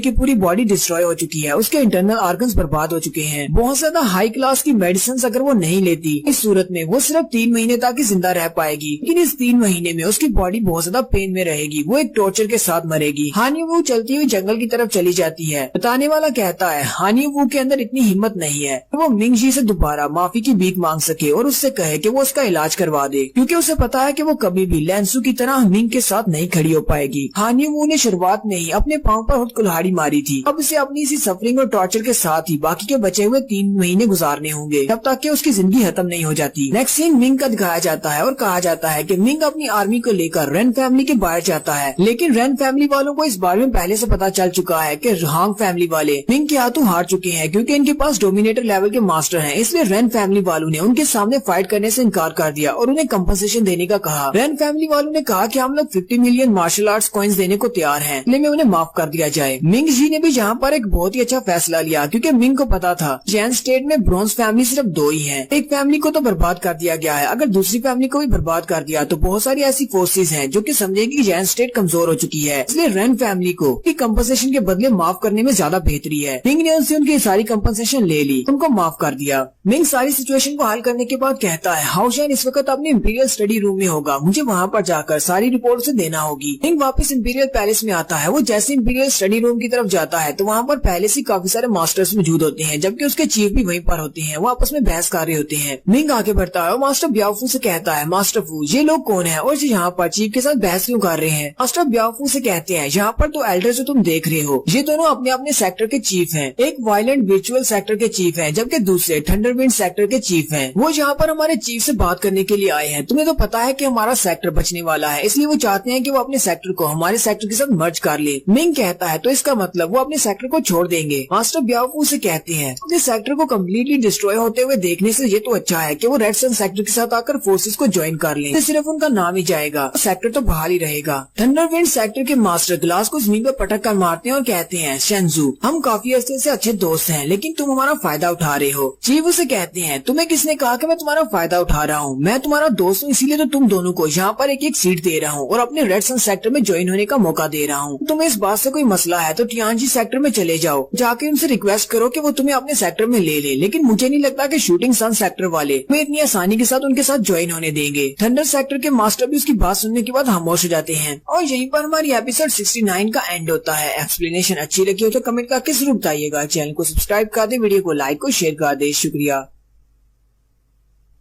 हेलो गाइस, कैसे हैं आप सब लोग? रिवेंज सीकर की एपिसोड 70 के साथ हाजिर हूँ। तो लास्ट एपिसोड के एंड पे हमने देखा था वायलेट सेक्टर और थंडरविंड सेक्टर के मास्टर्स वहाँ पर आते हैं और दोनों ही चीफ के साथ बहस कर रहे होते हैं। वायलेट विचुअल सेक्टर के मास्टर कहते हैं, हाँ रेड सन सेक्टर तो एक 9th ग्रेड का सेक्टर है, तुम्हें यहाँ पर सीट नहीं मिलनी चाहिए थी। वो 2 सेक्टर जो कि बचने चाहिए थे उनमें से टियानजी सेक्टर और शूटिंग सन सेक्टर होना चाहिए था, लेकिन तुम्हारा छोटा सा सेक्टर इसको क्यों बचा लिया गया? तुम्हें नहीं लगता कि हमें उन दोनों ग्रुप्स में से किसी को ज्वाइन करना चाहिए था? चीफ उन सबसे कहते हैं, तुम्हारी बात बिल्कुल ठीक है, हालांकि तुम दोनों के सेक्टर्स हमारे सेक्टर से बहुत ज्यादा बड़े और पावरफुल है, क्योंकि हमारा सेक्टर सिर्फ एक 9th ग्रेड का सेक्टर है। लेकिन अब क्या किया जा सकता है? लेकिन यहाँ पर ये फैसला मैंने नहीं किया, क्योंकि ये फैसला हमारे प्रिंस ने किया है, कौन से 2 सेक्टर्स को रखा जाए और कौन से बाकी के सेक्टर्स को डिस्ट्रॉय किया जाए। साथ ही चीफ आगे बढ़ते हैं और हाउसजैन के पास जाते हैं और कहते हैं, योर मैजेस्टी, क्या मैंने ठीक कहा है? हाउसजैन भी आगे से हंसना शुरू कर देता है और कहता है, ब्रदर मिंग ने हमारे लिए बहुत कुछ किया है, मेरे लिए बहुत कुछ किया है, इसी वजह से हम लोग रेड सन सेक्टर को रखने का फैसला कर रहे हैं। मिंग भी उनकी बात सुन के बहुत सा हैरान होता है और कहता है, ये लोग यहाँ पर हाउसजैन के साथ जो मेरा रिलेशन है उसको यूज कर रहे हैं, इसी वजह से तो चीफ ये सारी डिस्कशन यहाँ पर हाउसजैन के सामने कर रहे हैं, क्योंकि हाउसजैन तो हमेशा मेरी साइड ही लेगा, यानी कि वो रेड सन सेक्टर की साइड लेगा। मास्टर लीन उसे कहते हैं, अब जबकि हमारे क्राउन प्रिंस ने ऐसा कह दिया है तो फिर ठीक है, हमें इस बात को मानना पड़ेगा। लेकिन तुम्हें क्या लगता है कि हमें तुम्हारे सामने झुकना क्यों जरूरी है? हम तुम्हारे सेक्टर को क्यों ज्वाइन करें? हमारी जैनस्टैड के अलावा और भी बहुत सारे कंट्री और बहुत सारी काउंट्रीज हैं, हम वहाँ पर भी तो जा सकते हैं और जाके अपना नया सेक्टर स्टार्ट कर सकते हैं। चीफ उन सब से कहते हैं, तुम लोग जहाँ जाना चाहते हो वहाँ पर जा सकते हो, लेकिन मुझे इतना तो पता है बाकी के जितने कंट्रीज हैं वो जैन स्टेट से काफी ज्यादा बड़े हैं और वहाँ पर पहले से बहुत सारे सेक्टर्स हैं। जैन स्टेट के सेक्टर्स को तो वो लोग पहले कुछ नहीं समझते, आपको लगता है कि वो लोग आपको एक्सेप्ट करेंगे? मास्टर लिन भी उसकी बात सुन के काफी ज्यादा गुस्सा हो जाते हैं। चीफ उन सब से कहते हैं, मैं तुमसे वादा करता हूँ कि हमारे रेड सन सेक्टर को ज्वाइन करने से तुम्हें जरा भी नुकसान नहीं होगा। क्या तुम्हें पता है कि हमारे रेड सन सेक्टर का ओरिजिन क्या है? थंडरविंड सेक्टर के चीफ उसे कहते हैं, अंजू ये बात तुम अच्छी तरह से जानती हो कि मेरा सेक्टर 8वें ग्रेड का सेक्टर है, जबकि मास्टर लिन का सेक्टर 6ठे ग्रेड का सेक्टर है और तुम्हारा सेक्टर 9th ग्रेड का सेक्टर है। तुम्हें लगता है कि तुम्हारे सेक्टर को ज्वाइन करने से हम दोनों को कोई फायदा होने वाला है? मास्टर लिन कहते हैं, मुझे तुम्हारे ओरिजिन के बारे में पता है। तुम्हारे रेड सन सेक्टर को 1300 साल पहले मास्टर रेड सन ने बनाया था, ये तब से चलता हुआ आ रहा है। लेकिन मुझे ये भी पता है कि तुम्हारे जो फाउंडर मास्टर थे जिनका नाम रेड सन था, उनकी बेस कल्टीवेशन तो मुझसे भी कम थी। तुम ये कैसे कह सकते हो कि तुम्हारा रेड सन सेक्टर फ्यूचर में बहुत ज्यादा तरक्की करेगा? चीफ उन सब से कहते हैं, तो फिर ठीक है, मैं तुम्हें एक बहुत ही हैरान करने वाली बात बताता हूँ। क्या आपको पता है कि हमारे रेड सन सेक्टर के जो फाउंडर थे यानी कि मास्टर रेड सन, वो एक आम इंसान थे, वो एक कल्टीवेटर नहीं थे, लेकिन फिर भी उन्होंने इतनी ज्यादा कल्टीवेशन को अचीव किया और रेड सन सेक्टर को बनाया। ये बात सुनते ही वो दोनों मास्टर बहुत ज्यादा हैरान हो जाते हैं और कहते हैं, लेकिन ऐसा कैसे हो सकता है? एक आम इंसान इतनी ज्यादा कल्टीवेशन कैसे हासिल कर सकता है और एक सेक्टर को कैसे स्टार्ट कर सकता है? चीफ उन सब से कहते हैं, मुझे पता था तुम लोग इस बात को हैरान होंगे। मास्टर रेड सन के हाथ में बहुत ही कुछ स्पेशल लगा था, वही चीज आज हमारे रेड सन सेक्टर को बहुत ज्यादा स्पेशल बनाएगी और वो स्पेशल चीज रेड सन कैवर्न है। कैवर्न यानी कि एक बड़ी सी गुफा है जो कि रेड सन सेक्टर के नीचे है। वो दोनों मास्टर ये बात सुन के हैरान होते हैं और कहते हैं, ऐसा कैसे हो सकता है? हमने तो सुना है कि ऐसे सेक्टर जो कि 10,000 साल पुराने हो, सिर्फ उन्हीं के नीचे इस तरह की कैवर्न्स होती हैं। मास्टर लिन कहते हैं, अगर वाकई में तुम्हारी पास सच है और तुम्हारे पास एक बड़ी सी गुफा है, तो तुम्हारा रेड सन सेक्टर एक बहुत ही पोटेंशियल सेक्टर है और ये फ्यूचर में ग्रेड 1 का सेक्टर भी बन सकता है। बिमिंग अपने मास्टर को कैवर्न के बारे में बताती है। बिमिंग कहती है, मास्टर ये कैवर्न्स बहुत ज्यादा पावरफुल स्पेसिस होती हैं, एक बड़ी सी गुफा होती है। मैंने सुना है कि इनको बहुत ही पावरफुल मार्शल आर्ट्स के गार्ड्स ने बनाया है और ये मूवेबल है। अगर हमारे यहाँ पर एक कैवर्न है तो इसका मतलब रेड सन सेक्टर बहुत ही स्पेशल है। सारी कैवर्न्स के अंदर ये कैवर्न्स अपने अंदर निम्बस को एब्जॉर्ब करती हैं, जिसकी वजह से इनकी पोटेंशियल बढ़ जाती है। अगर आप वहाँ पर बैठकर अपनी बॉडी को कल्टीवेट करते हैं तो आपकी कल्टीवेशन की स्पीड बहुत ज्यादा बढ़ जाती है। विंड सेक्टर के चीफ आगे बढ़ते हैं और कहते हैं, शेंजू तुम्हें ये बात अच्छी तरह से पता है, जितना बड़ा तुम्हारे पास खजाना होगा उतने ज्यादा तुम्हारे दुश्मन होंगे। जैसे बाकी के सेक्टर्स को इस बारे में पता चलेगा तुम्हारे पास बहुत बड़ा खजाना है और तुम्हारे पास कैवर्न है, तो वो सारे लोग तुम पर अटैक करेंगे और तुम्हारे सेक्टर को हराकर उस कैवर्न पर कब्जा करना चाहेंगे। तुम उन सबसे कैसे निपटोगे? चीफ उन सबसे कहते हैं, तुम्हें परेशान होने की जरूरत नहीं है। वो मिंग से कहते हैं, मिंग जरा यहाँ पर आओ। चीफ बड़ी खुशी के साथ उन सभी को बताते हुए कहते हैं, ये मेरे सेक्टर का एक मेंबर है, इसका नाम मिंग जी है। साथ ही वो मिंग की तारीफों के पुल बांध देते हैं। वो उन सबसे कहते हैं, ये एक बहुत ही पोटेंशियल वॉरियर है। हालांकि ये एक नॉर्मल फैमिली से है, लेकिन फिर भी इसकी पोटेंशियल एक गोल्डन फैमिली के यंग मास्टर से ज्यादा है और ऊपर से यंग मार्किस के साथ इसके बहुत ही अच्छे ताल्लुकात हैं। ये वहाँ पर जा सकता है, ये उनके गार्ड के सिलेक्शन में भी गया था। इसके अलावा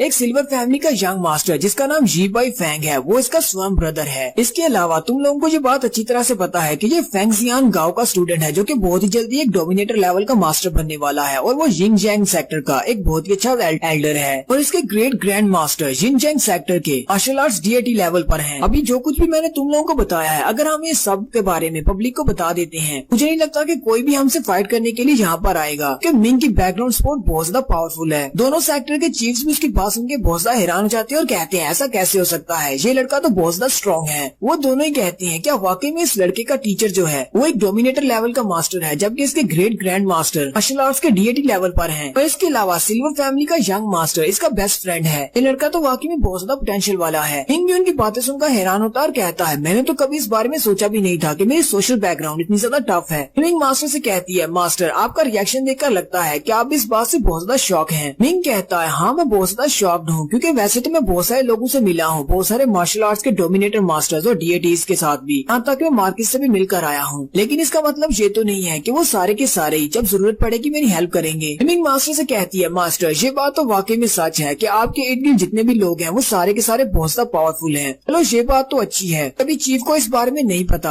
आप रोज फिंच की प्रिंसेस को भी जानते हैं, और अगर आप रोज फिंच की प्रिंसेस को जानते हैं तो हो सकता है कि कल को रोज फिंच की जो प्रिंसेस है उसके डैड आपको मिलने के लिए बुलवाएं, और वो एक एम्परर है और वो एम्परर बहुत ज्यादा पावरफुल है, यहाँ तक कि डीमन गार्ड्स भी रोज फिंच के एम्परर से बहुत ज्यादा डरते हैं। मिंग मास्टर से कहती है मास्टर सोशल बैकग्राउंड आपके काम नहीं आएगी, मुझे लगता है कि आपको सिर्फ अपनी बॉडी को इम्प्रूव करने की तरफ ध्यान देना चाहिए। सभी की बातों को सुनकर नजरअंदाज कर दो, इनमें से कोई भी आपकी कल्टीवेशन को बढ़ाने में आपकी हेल्प नहीं कर सकता, आपको हमेशा अपनी हेल्प खुद ही करना पड़ेगी। मिंग उसे कहता है हाँ तुमने बिल्कुल ठीक कहा, मैं इन सभी के ऊपर बिल्कुल भी रिलाई नहीं कर रहा। बिमिंग मास्टर से कहती है मास्टर अगर मैं आपके चीफ को इस बारे में बता दूं कि आपने रोज फिंच प्रिंसेस के साथ एक ही पूल के अंदर नहाया था, तो आपको क्या लगता है कि मास्टर फिर क्या कहेंगे, उनका रिएक्शन क्या होगा? मिंग शर्माते हुए से कहता है प्लीज मास्टर को इस बारे में मत बताना। विंड सेक्टर के चीफ कहते हैं सूदिंग सन सेक्टर वालों का तो हमें पता है कि वो टियानजी सेक्टर को ही ज्वाइन करेंगे, सिर्फ 2 ही सेक्टर पीछे बचते हैं, डेविएशन सेक्टर वाले हैं, दूसरे पपेट सेक्टर वाले हैं। उन लोगों ने अभी तक इन प्लान्स के बारे में कुछ भी नहीं बताया कि वो किस वाले सेक्टर को ज्वाइन करने वाले हैं। चीफ कहते हैं मुझे लगता है कि पपेट सेक्टर वाले दूसरे कंट्री में चले जाएंगे, क्योंकि उनका बिजनेस का काम है, वो अपने बिजनेस को लेकर बहुत ज्यादा सीरियस है और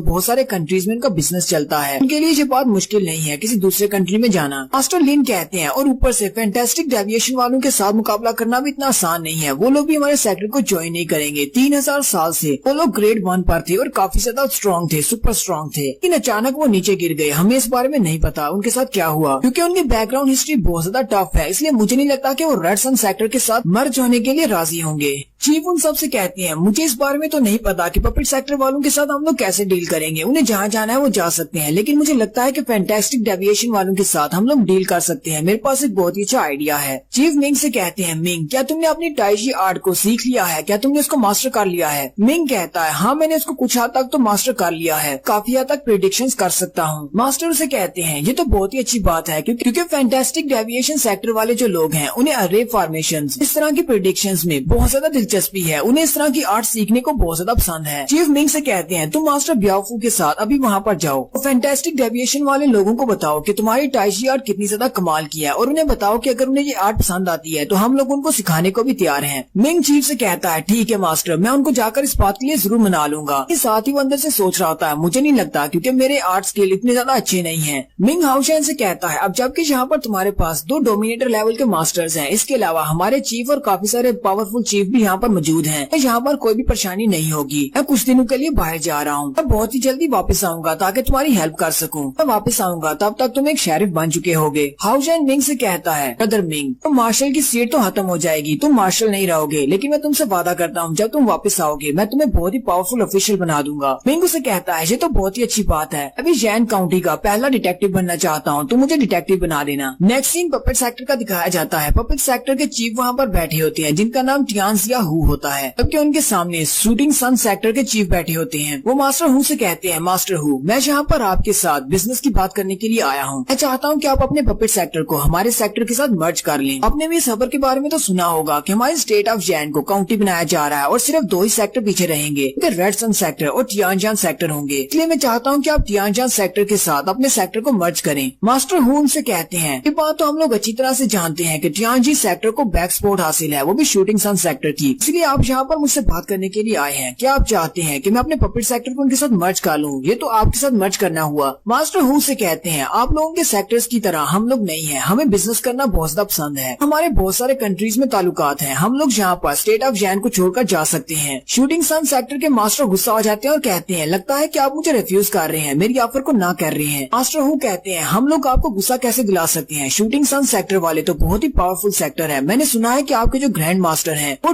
डोमिनेटर लेवल से भी आगे चले गए हैं, लेकिन वो बहुत ही जल्दी सेंट लेवल पर पहुंचने वाले हैं, इसलिए मैं आपको गुस्सा नहीं दिला सकता। तो क्या प्लीज आप हमारे ऊपर एक एहसान करेंगे, हमें यहाँ से जाने दें। मास्टर टियान हुआ उसे कहते हैं, लगता है कि शूटिंग सन सेक्टर को दूसरे सेक्टर बहुत ही कम मांग रहे हैं, लगता है कि आपको हमें अपनी पावर दिखानी ही पड़ेगी। उसी वक्त एक सोल एरो उड़ता हुआ आता है और मास्टर हु के सामने से आकर गुजर जाता है। मास्टर हु भी उस शूटिंग एरो की तरफ देखकर बहुत सा घबरा जाती है और कहते हैं, ये तो एक सोल एनर्जी से बना हुआ एरो है, इसका मतलब शूटिंग सन सेक्टर वालों के पास वाकई में एक डोमिनेटर लेवल का मास्टर है। और साथ ही मास्टर हु बहुत ज्यादा घबरा जाते हैं और यहीं पर हमारी एपिसोड 70 का एंड होता है। एक्सप्लेनेशन अच्छी लगी हो तो कमेंट करके जरूर बताइएगा। चैनल को सब्सक्राइब कर दे, वीडियो को लाइक और शेयर कर दे। शुक्रिया।